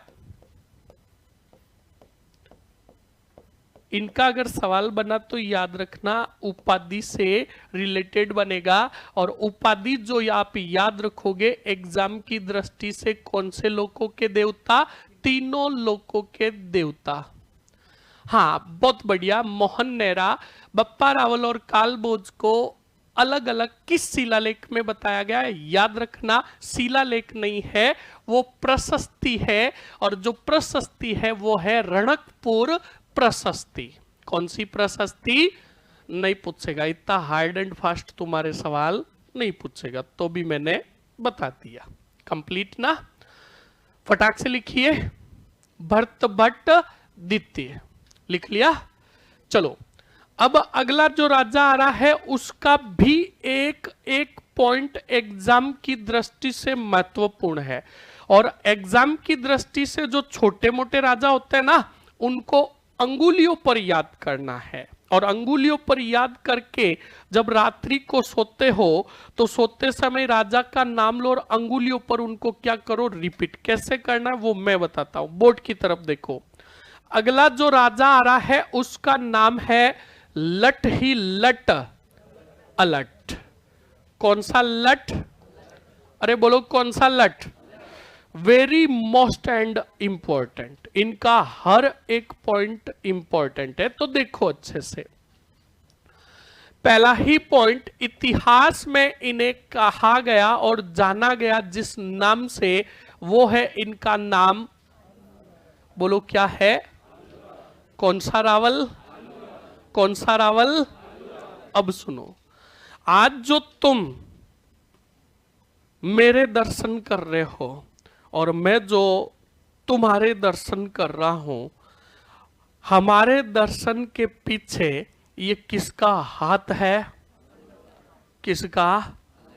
आज तुम जो नौकरी की तैयारी कर रहे हो, ये किसकी वजह से? अलर्ट की वजह से।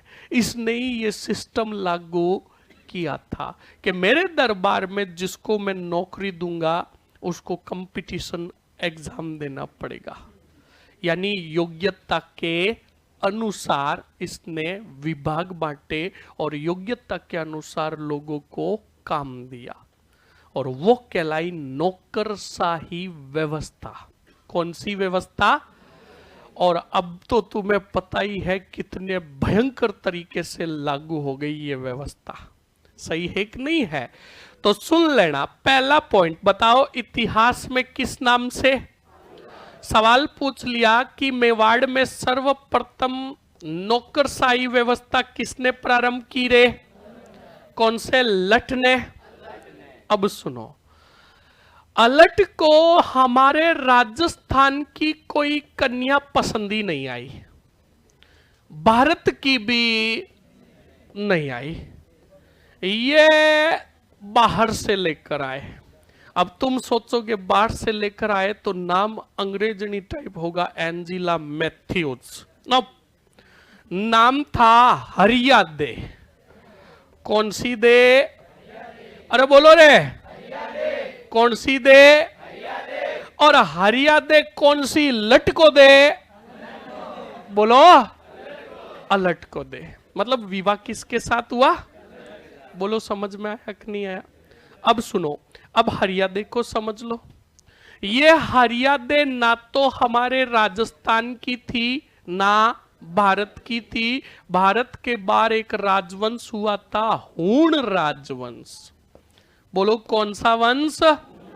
हूण राजवंश की राजकुमारी थी कौन सी दे? और हरियादे से विवाह किया हमारे कौन से रावल ने रे? आलू। बोलो, समझ में आया कि नहीं आया? आगे बढ़ो, अंगुलियों पर याद करना है। तीसरा point very most and important, और आपसे पहले मैं पूछूंगा, जिसको आ रहा है वो चुपचाप हाथ खड़ा करेगा। सभी पर मेरी नजर होगी, किसी ने भी बोलने की कोशिश की तो जूते पड़ेंगे। आ रहा है तो ठीक, वरना चुपचाप बैठे रहो, विद्वान मत बनना। बताओ फटाक से। हमने एक बड़ा मंदिर बनाया था, जिसको आ रहा है हाथ खड़ा, कि वो वरा मंदिर हमने कहां बनवाया? हमने का मतलब कहां पड़ा? किस राजा ने बनवाया? उस वरा मंदिर की मूर्तियों को पानी में किसने फेंकवाया? जिसको आ रहा है चुपचाप हाथ खड़ा। बहुत बढ़िया, कौन बताएगा? फटाक से, सोचो मत। देखो, एग्जाम हमें फाइट करना है, अगर आ रहा है तो ठीक है, नहीं आ रहा तो कोई बात नहीं। पूरे हाथ खड़े करो ताकि मुझे पता रहे कि भाई हाँ, ये स्टूडेंट पढ़ाई करने वाले है। बहुत बढ़िया। पिछले वालों, इनको चंदावल भाग में खड़े करेंगे, नहीं सॉरी हरावल में, और अगली धक्के देंगे। हम नहीं लड़ेंगे, धक्के देंगे, और अगली वाली सेना को गाएंगे बस। तो सुनो, हाँ, आप में से बॉयज में से कौन बताएगा? बताओ। वरा मंदिर का निर्माण, खड़े हो। वरा मंदिर का निर्माण किस राजा ने करवाया था? अर्णोराज चौहान ने। किसने करवाया? कहां करवाया था? आवाज नहीं रे, बताने दो। पुष्कर में। कहां करवाया था? इस वरा मंदिर की मूर्तियों को पानी में किसने फेंकवाया? जहांगीर ने। इसका पुनर्निर्माण किसने करवाया? ठीक है, और वर्तमान स्वरूप किसने दिया? बहुत बढ़िया। ये देखो, इधर ऑनलाइन वाले बच्चों ने सभी ने बता दिया। एक छोरा तो कह रहा सर बाप सोगन मेरे को सभी आ रहा है, पर अब तुझे पूछू कैसे भाई? हाँ, फटाक से। तो सुनो, अब ऑपोजिटली देखो, मैंने कहा ना हमेशा सिमिलर चीजें आती है तो दोनों को एक साथ क्या कर लो, रिकॉल, ताकि कंफ्यूजन नहीं हो। तो यहां पर हमने जाना कि एक वराह मंदिर कौन से कर में, पुष्कर में, जो बनाया चौहान राजा अर्णोराज ने, और एक वराह मंदिर बना रहे कौन से, लठ, और कहां बना रहे हैं, मेवाड़ यानी उदयपुर के अंदर बनवाया कौन सा मंदिर रे, अरे बोलो कौन सा मंदिर, किसने बनवाया, और एक कहां है, वो किसने बनवाया, कौन से वंश के। तो देखो दोनों साथ में याद हुए कि नहीं हुए, ताकि कंफ्यूजन हो ही नहीं। अब सुनो, अलट ने कहा अगला काम तो धुआंधार और खतर। अलट ने कहा अब गुहिल वंश की राजधानी नागदा नहीं होगी, अब मैं नागदा से राजधानी बनाऊंगा हड़ ही हड़, आहड़ को। किसको, तो देखो सीधा अंगुलियों पर याद। इतिहास में किस नाम से, कौन सा रावल, मेवाड़ में सर्वप्रथम कौन सी व्यवस्था, हूण राजवंश की राजकुमारी कौन सी दे, चौथा पॉइंट कौन सा मंदिर बनवाया, और राजधानी किसको बनाई, कितने पॉइंट हुए, वापस बोलो। इतिहास में किस नाम से, आलू रावल के नाम से। नौकरशाही व्यवस्था किसने प्रारंभ की, तीसरा पॉइंट हूण राजवंश की कौन सी राजकुमारी, कौन सा मंदिर, और लास्ट में बचा क्या, आहड़ बनाई क्या, कहां से स्थानांतरित करके। याद हुआ कि नहीं हुआ, लिखो फटाक से, फटाक से लिखो जी, बिल्कुल फटाक से लिखिए, फटाक से लिखिए।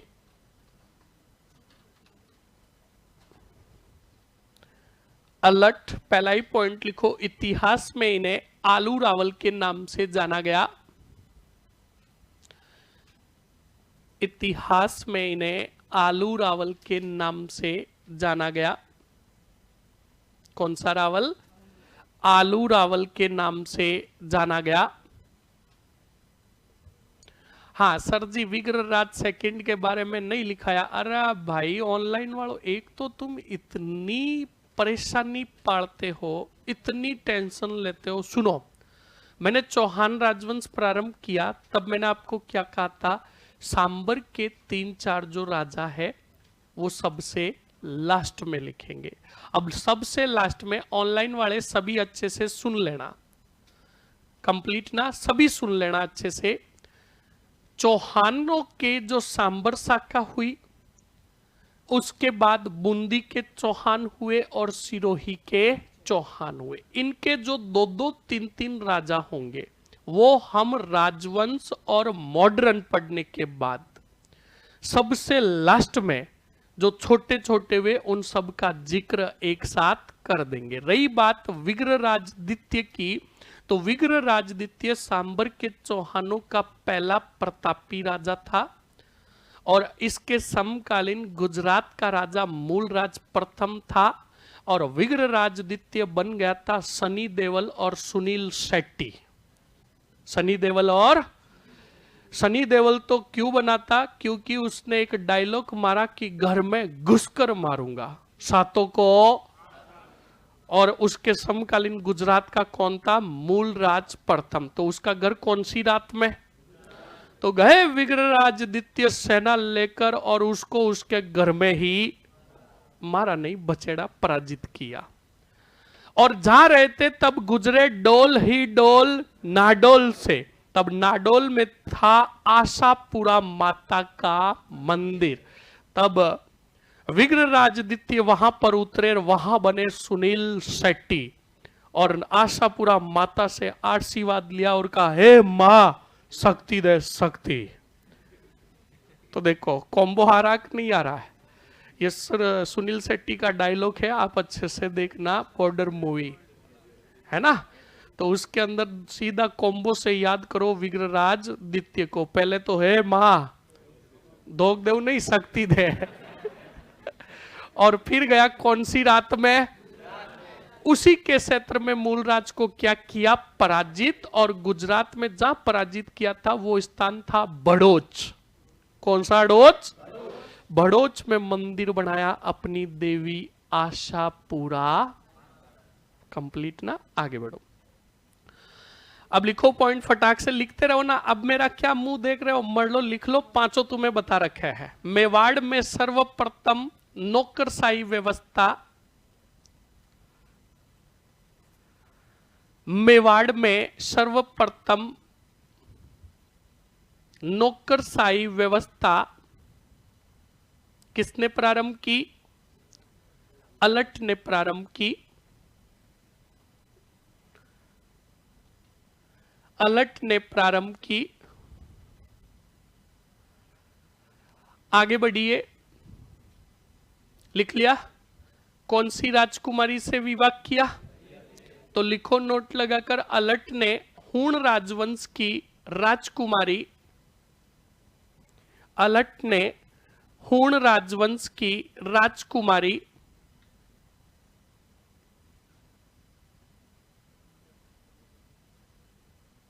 हूण राजवंश की राजकुमारी कौन सी दे? हरिया दे से विवाह किया।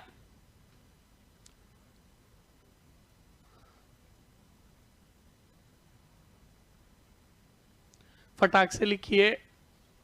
अरे ये ऑनलाइन नहीं सुधरेंगे, रहा मर जाओगे तुम। जो पढ़ा रहा हूं वो तो पढ़ लो। छौतंत्र राजा, छौतंत्र राजा 54 का पहला था सिंहराज।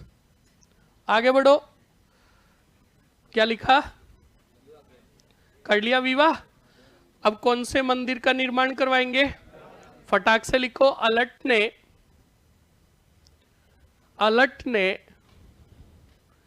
वरा मंदिर का निर्माण पूर्ण करवाया।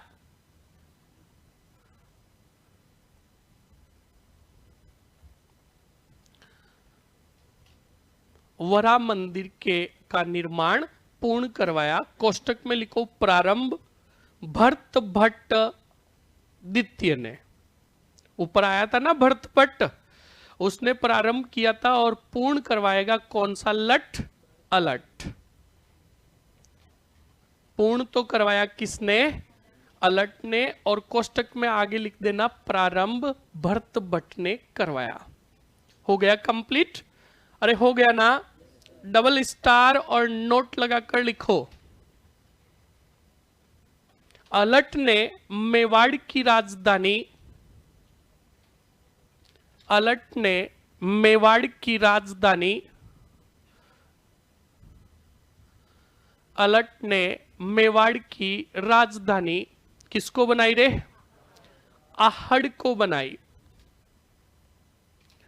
आहड़ को बनाई। लिख लिया? चलिए, ये हो गया कौन? अलट। कौन हो गया रे? अब देखो, एक राजा आ रहा है। अगला फटाक से समझा देता हूं, बोर्ड की तरफ देखो। एक ही लाइन। कौन सा कुमार रे? बोलो, कौन सा कुमार? अरे कौन सा कुमार? अब एक आपके हिंदी भी है ना कोर्स में, है ना? तो हिंदी की मैं 2 लाइनें बोल रहा हूं, आपको उसका मतलब बताना है फास्टली। आंख का अंधा नाम नैनसुख, गुणों के विपरीत नाम। आंख का अंधा नाम। तो इस दोहे पर याद करना है कौन से कुमार को? देखो पहले इसका मतलब देखो। आंख का अंधा यानी आंखें तो है ही नहीं, और नाम भाई साहब का रखा है नयन सुख, के नैनो से जो सुख देता हो। तो गुणों के विपरीत नाम है कि नहीं है? ऐसे ही इसको भी ऑपोजिट लो। नाम भाई साहब का क्या है? और शक्तियां, तो शक्तियां नहीं थी तो क्या थे? निर्बल। क्या थे? निर्बल थे। तो बताओ, जिस राज्य का, साम्राज्य का राजा निर्बल होगा, क्या उसके ऊपर अटैक होगा कि नहीं होगा? अरे होगा कि नहीं होगा? बप्पा रावल के बाद गुहिल वंश का पहला राजा जिसने हारा तोड़ ही तोड़। अरे बोलो कौन सा तोड़? तो अब चित्तौड़ को अंगुलियों पर याद करते हैं, देख लेना अच्छे से। सवाल पूछा, चित्तौड़ को जीतने वाला मेवाड़ का पहला राजा कौन था? कौन था? चित्तौड़ को हारने वाला पहला राजा कौन सा कुमार? तो देखो ऑपोजिट लिया, जीतना और याद हुआ कि नहीं हुआ? जीता कौन? बप्पा राव। हारा कौन? फटाक से लिखो। अब देख लो, चलो और समझा देता हूं। हारा कौन? शक्ति कुमार। कौन सा? तोड़। अब चित्तौड़ हारा तो इसका मतलब किसी ने शक्ति कुमार पर क्या किया था? अरे बोलो, क्या किया था? बिल्कुल, आक्रमण जो किया था मालवा का एक परमार वंश का शासक था। कौन से वंश का? और शासक का नाम था मुंज परमार। बोलो कौन सा परमार? अरे कौन सा परमार रे? ये मुंज परमार वारे वाह मालवा से आया कौन से वार्ड पर? मेवाड़ पर। और अटैक करेगा कौन से कुमार पर? तब इसके साथ आएगा इसका तीजा ही तीजा, और भतीजा जो था वो था भोज परमार। बोलो कौन सा परमार? तो देखो कितने जने आ रहे हैं? एक कौन सा परमार? मुंज परमार का भतीजा कौन? ये आए कौन से वार्ड की तरफ? लड़े किससे? शक्ति कुमार की क्या हुई रे? और चित्तौड़ चला गया कौन से वाक्य दिन? और किसने जीता? अब इस युद्ध में वीरता का परिचय दिया कौन से परमार ने? जो भतीजा था किसका? इसने वीरता का परिचय दिया, और जब चित्तौड़ जीत लिया तो इसने एक उपाधि ग्रहण की, त्रिभुवन की। कौन से भुवन की? अरे बोलो। और अपने ही उपाधि से चित्तौड़ में एक मंदिर बनाया जिसका नाम रखा त्रिभुवन नारायण मंदिर। बोलो कौन सा मंदिर? किसने बनवाया? किसने बनवाया? और साथ ही साथ में चित्तौड़ में बनवाया एक तालाब, और नाम रखा बोजासर तालाब। कौन सा तालाब रे? अरे कौन सा तालाब? बोलो बोलोगे। ये पूरा किसके काल में हुआ? फटाक से पूछूंगा, जल्दी से बताओ। शक्ति कुमार के समकालीन मालवा का राजा कौन था? मुंज परमार का भतीजा कौन था? इन दोनों ने अटैक किया कौन सी वार्ड पर? मेवाड़ के राजा कौन थे? इस युद्ध में हार किसकी हुई? इस युद्ध में वीरता का परिचय किसने दिया?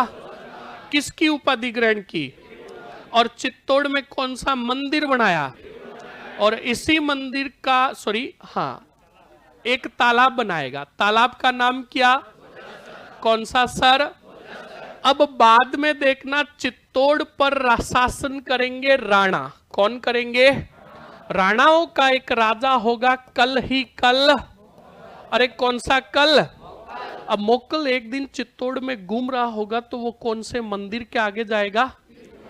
त्रिभुवन नारायण मंदिर के आगे जाएगा, तो वो कहेगा घर मेरा और ये मंदिर किसी और के राजा का बनाया हुआ, मैं सहन। अब मंदिरों को तो तोड़ भी नहीं सकते क्योंकि हिंदू धर्म के अंदर ये विरोध में है। तो मोकल ने कहा एक काम करो, इस मंदिर का जीर्णोद्वार करवाओ, यानी थोड़ा निर्माण करवा दो, पुनर्निर्माण करवा दो, और इस मंदिर का नाम चेंज करो। इस मंदिर का नाम चेंज करके नाम रखो मोकल का मंदिर। किसका मंदिर? और दूसरा नाम रखो शंदिकेश्वर का मंदिर। कौन सा मंदिर? तो सीधा देखो यहीं पर त्रिभुवन नारायण मंदिर का पुनर्निर्माण किसने करवाया? नाम क्या रखा? और दूसरा शंदिकेश्वर का मंदिर। कंप्लीट हुआ कि नहीं हुआ? छापो जल्दी से, फटाक से लिखो। फटाक से लिखो।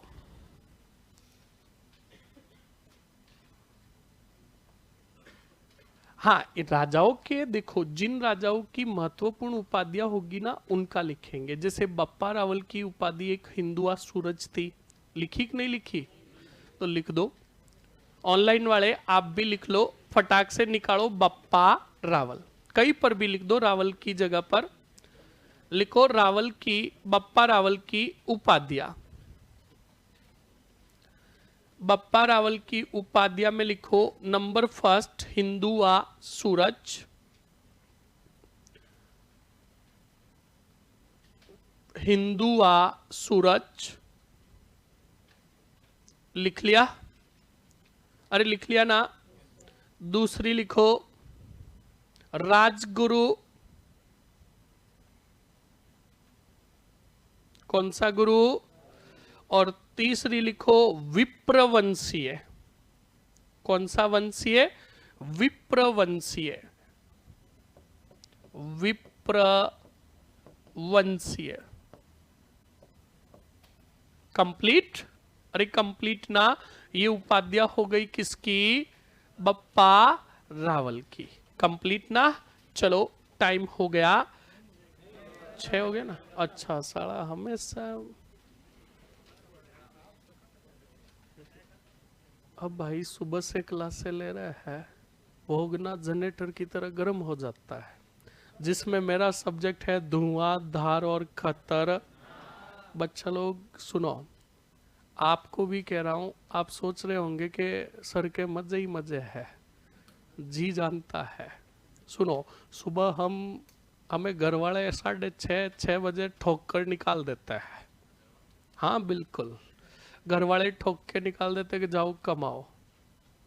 अब तुम सोच रहे होंगे कि बहुत आसान और बढ़िया है, सुबह 6-6:30 बजे निकलते, 7 बजे से अभियान स्टार्ट होता है, अब अभियान 6:15 खत्म होगा। ये तो अभी थोड़े दिन ही है, फिर अभियान 8:30 खत्म होता है, और आपके ही होता था ना? तो अब सोच लो कितना मुश्किल है। मेरा जिसमें सब्जेक्ट धुआंधार और खतर, ऐसा नहीं कि सिर्फ एक ही बैच के अंदर एफर्ट लगाता हूँ, हर बैच में सुबह से लेकर अंतिम बैच तक इसी एनर्जी के साथ पढ़ाता हूँ। तो आपको अभी भी कहूँगा, मेहनत करें, अच्छे से पढ़ाई करें और अपने लक्ष्य को जल्द से जल्द हासिल करें। ये हिंदुस्तान है, पॉपुलेशन अनलिमिटेड है, यहाँ पर एक उपाधि लीज नहीं जाती, ऑटोमेटिकली आ जाती है, बेरोजगार। कंप्लीट ना? तो इस बात को ध्यान रखें, सावधान रहे और छापो। फटाक से लिखो शक्ति कुमार, पहला ही पॉइंट लिखो, शक्ति कुमार के समकालीन, शक्ति कुमार के समकालीन शक्ति कुमार के समकालीन कौन? मालवा के परमार शासक मुंज थे।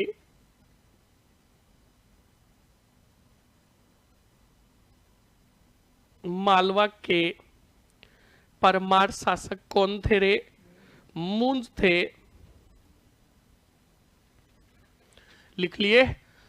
अगले पॉइंट में लिखो परमार शासक मुंज व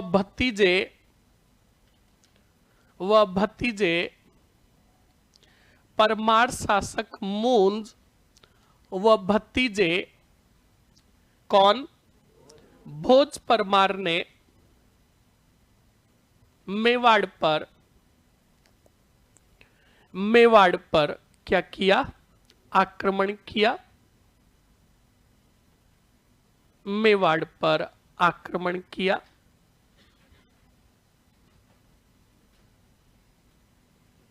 कर दिया आक्रमण। अगले पॉइंट में लिखो, नोट लगाकर, शक्ति कुमार मेवाड़ के पहले राजा थे।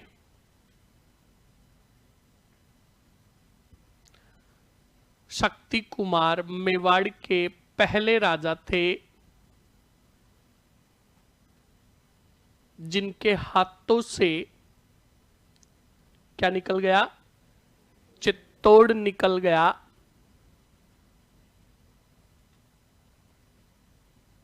जिनके हाथों से चित्तौड़ निकल गया, अर्थात क्या हुए? पराजित हुए।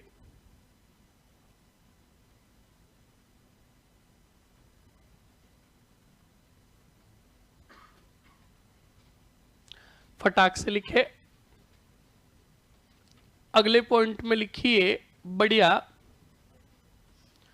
लिखो। भोज परमार ने चित्तौड़ में, भोज परमार ने चित्तौड़ में, भोज परमार ने चित्तौड़ में क्या किया रे? बोलो। त्रिभुवन नारायण मंदिर का निर्माण करवाया।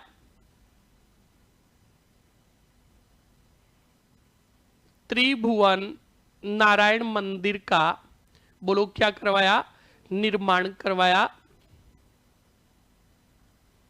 क्या करवाया? निर्माण करवाया। अगले पॉइंट में लिखो, बढ़िया। तथा, इसी के साथ लिख लो, चलो। तथा बोजासर, बोजासर तालाब का निर्माण करवाया। लिख लिया? चलिए अब मुझे बताइए, इस मंदिर का पुनर्निर्माण कौन करवाएगा? लिख लो। मोक्कल ने इस मंदिर का पुनर्निर्माण करवाकर, मोक्कल ने इस मंदिर का पुनर्निर्माण करवाकर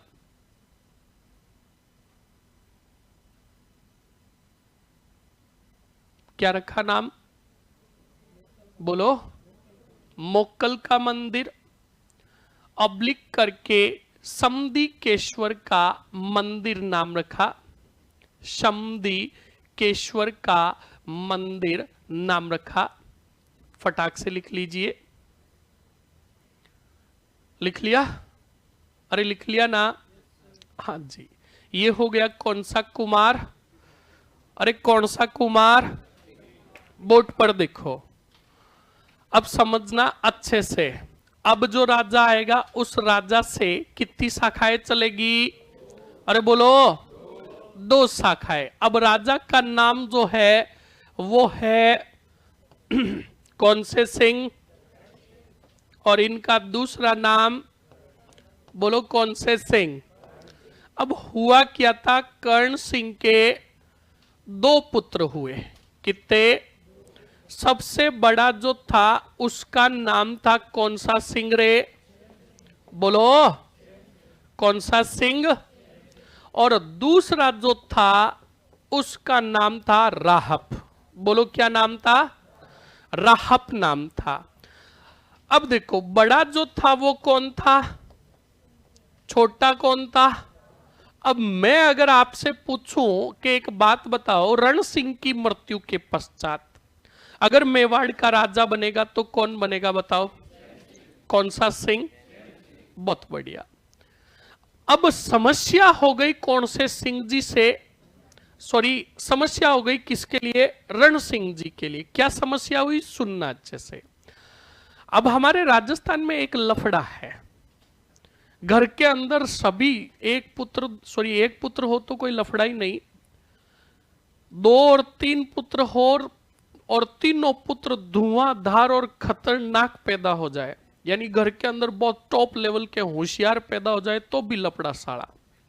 क्यों लपड़ा है? क्योंकि लोग ज्यादा होशियारों को कहते हैं ओ डॉड होशियार है। सही एक नहीं है? कहते हैं ना मारवाड़ी में कि यार तूने किससे सलाह ले ली, ये डॉड होशियार है। सही एक नहीं है? और बिल्कुल भी होशियार नहीं हो, बिल्कुल एकदम लो लेवल के हो, तो उससे अगर कोई सलाह ले लेता है तो कह रहे यार तूने किससे सलाह ले ली, ये मूर्ख है, ये डपोड़ है। तो देखो लपड़ा है कि नहीं है? तो हमारे राजस्थान में जो जनरेशन होनी चाहिए वो एवरेज एज होनी चाहिए, ना ज्यादा होशियार ना। हाँ, पर इनके लपड़ा हो गया। किनके? रण सिंह जी के दोनों पुत्र जो थे वीर थे, योद्धा थे। तो बिल्कुल इधर दावेदारी ठोकी किसने? राहप ने। राहप गया एक दिन अपने पिता के पास। किनके पास? रण सिंह जी के पास और कर्ण सिंह जी के पास, और कर्ण सिंह जी को जाकर कहा पापा। हाँ क्या कहा? हाँ, तुम कभी बोलना मत घर पे, वरना हमारे पापा देसी है, फोड़ेंगे कि कहां से लैंग्वेज लाया, इधर आ। तो सुनो, तो बिल्कुल गया और कहा पापा का बिल्कुल बताओ। तो कहा कि एक बात पूछनी थी। का पूछिए। तो कहा मुझे एक बात बताओ, आपकी मृत्यु के पश्चात, ये कौन कह रहा है? तो पापन का बहुत बढ़िया। तो कहा नहीं नहीं, मैं आपसे बात पूछ रहा हूं। क्या बात? ठीक, पूछ। क्या आपकी मृत्यु के पश्चात ये बताओ राजा कौन बनेगा? तो बिल्कुल रण सिंह कर्ण सिंह जी ने कहा देख, हमारे वंशों का, हमारी पीढ़ियों से जो नियम बनता आया है कि भाई हमारे वंश का और राजवंश का सिद्धांत है, नियम है कि जो राजा का बड़ा पुत्र होता है हमेशा वही सिंहासन पर बैठता है। तो बिल्कुल तेरा बड़ा भाई है कौन? सैम सिंह, वही राजा बनेगा, पूछने की क्या जरूरत है। तब बच्चा लोग राहत ने कहा ओके, मैं झुकेगा नहीं साला। ये बात कही किसने? क्योंकि राहप भी क्या था? धुआंधार और खतरनाक। राहप ने कहा ठीक है पापा, आप हंसी खुशी राजा बनाना किसको? तुम्हारी मृत्यु के पश्चात मैं काम तमाम कर दूंगा किसका, और मैं क्या बन जाऊंगा। यह बात कहकर राहब चला गया। अब समस्या बताओ किसके हुई? और रण सिंह जी ने कहा यार अब क्या करें। तब रण सिंह जी ने बढ़िया एक उपाय निकाला कि मेरे जाने के बाद ये साम्राज्य को लेकर आपस में लड़े नहीं। तो बच्चा लोग, रण सिंह जी ने क्या कहा सुनना। राहब को वापस बुलाया अपने पास। का देख तुझे राजा बनना? का बिल्कुल, झुकेगा नहीं साला। तो कहा कि ठीक है, मैं तुझे राजा बनाता हूं। मेवाड़ की जो सबसे प्राचीन और सबसे बड़ी जो जागीर है उसका नाम है सिसोदा जागीर। कौन सी जागीर? मतलब सिसोदा क्षेत्र था, और वो क्षेत्र जो था, अब वो क्षेत्र दे रहे हैं, बोलो किसको? कौन से सिंह जी? अच्छे से देखते रहना। तो राहप को दी कौन सी जागीर? और कहा राहप आज से तेरे पट्टा लिख रहा हूं कौन सी जागीर का, और सिसोदा जागीर के अंदर तेरे, तू और तेरे वंशज वंशानुगत रूप से क्या करोगे? राज करोगे। ये दे दी। पर मेवाड़ का मूल सिंहासन तो तुझे, वो तो बिल्कुल किसे मिलेगा? तो राहप ने कहा नी मामो बीच कानियो मामोई, मैं तो चला जाऊंगा कहां। अब सुनना अच्छे से। अब इधर सैम सिंह जी रण सिंह की मृत्यु के पश्चात बोलो कौन सी वार्ड के राजा बनेंगे? अरे बोलो कौन बने? तब सैम सिंह ने राज तिलक के समय घोषणा की कि मेरे जो वंशज होंगे वो वंशानुगत रूप से शासन करेंगे कहां, और मेरे जो वंशज जब भी उनका राज तिलक होगा, मेरे जो वंशज होंगे वो कहलाएंगे क्या? रावल। और राज तिलक के समय वो किसकी उपाधि ग्रहण करेंगे? रावल की। अब इधर राज तिलक हुआ किसका? कहां? तब राहप ने कहा मेरे जो वंशज होंगे वो वंशानुगत रूप से कहां शासन करेंगे? सिसोदा में। और मेरे वंशजों का जब क्या होगा, तब मेरे वंशज उपाधि ग्रहण करेंगे राणा की। किसकी? तो अगर सवाल पूछ ले कि राणा शाखा का संस्थापक कौन था, राहप को कहां की जागीर मिली, रावल शाखा किससे चली, ये दोनों किसके पुत्र थे? बोलो समझ में आया कि नहीं आया? फटाक से बढ़िया रण सिंह करण सिंह डाल के नीचे छोटा सा ये डायग्राम बना लो, और यहां पर बढ़िया लिख देना सैम सिंह से कौन सी शाखा चली रे? रावल शाखा प्रारंभ हुई या प्रारंभ की। सैम सिंह ने रावल शाखा प्रारंभ की। और इधर लिखोगे राहप ने कौन सी शाखा? राणा शाखा प्रारंभ की। फटाक से लिख लीजिए।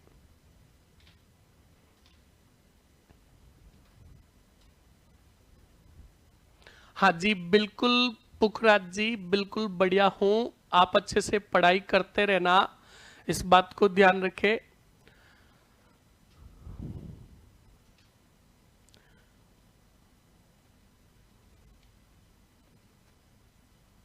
फटाक से लिखिए।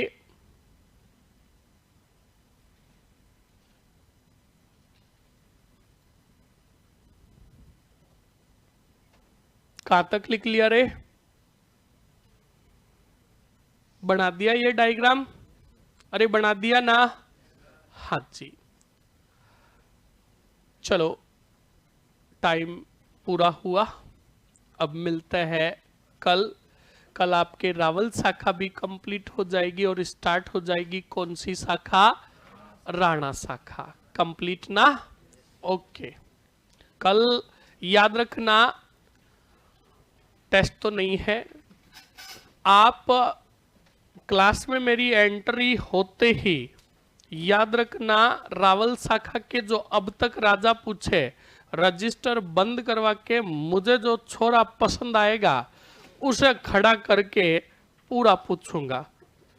अब कौन पसंद आता है, कल किसके ऊपर काल मंडराता है, इसलिए तैयारी करके आए।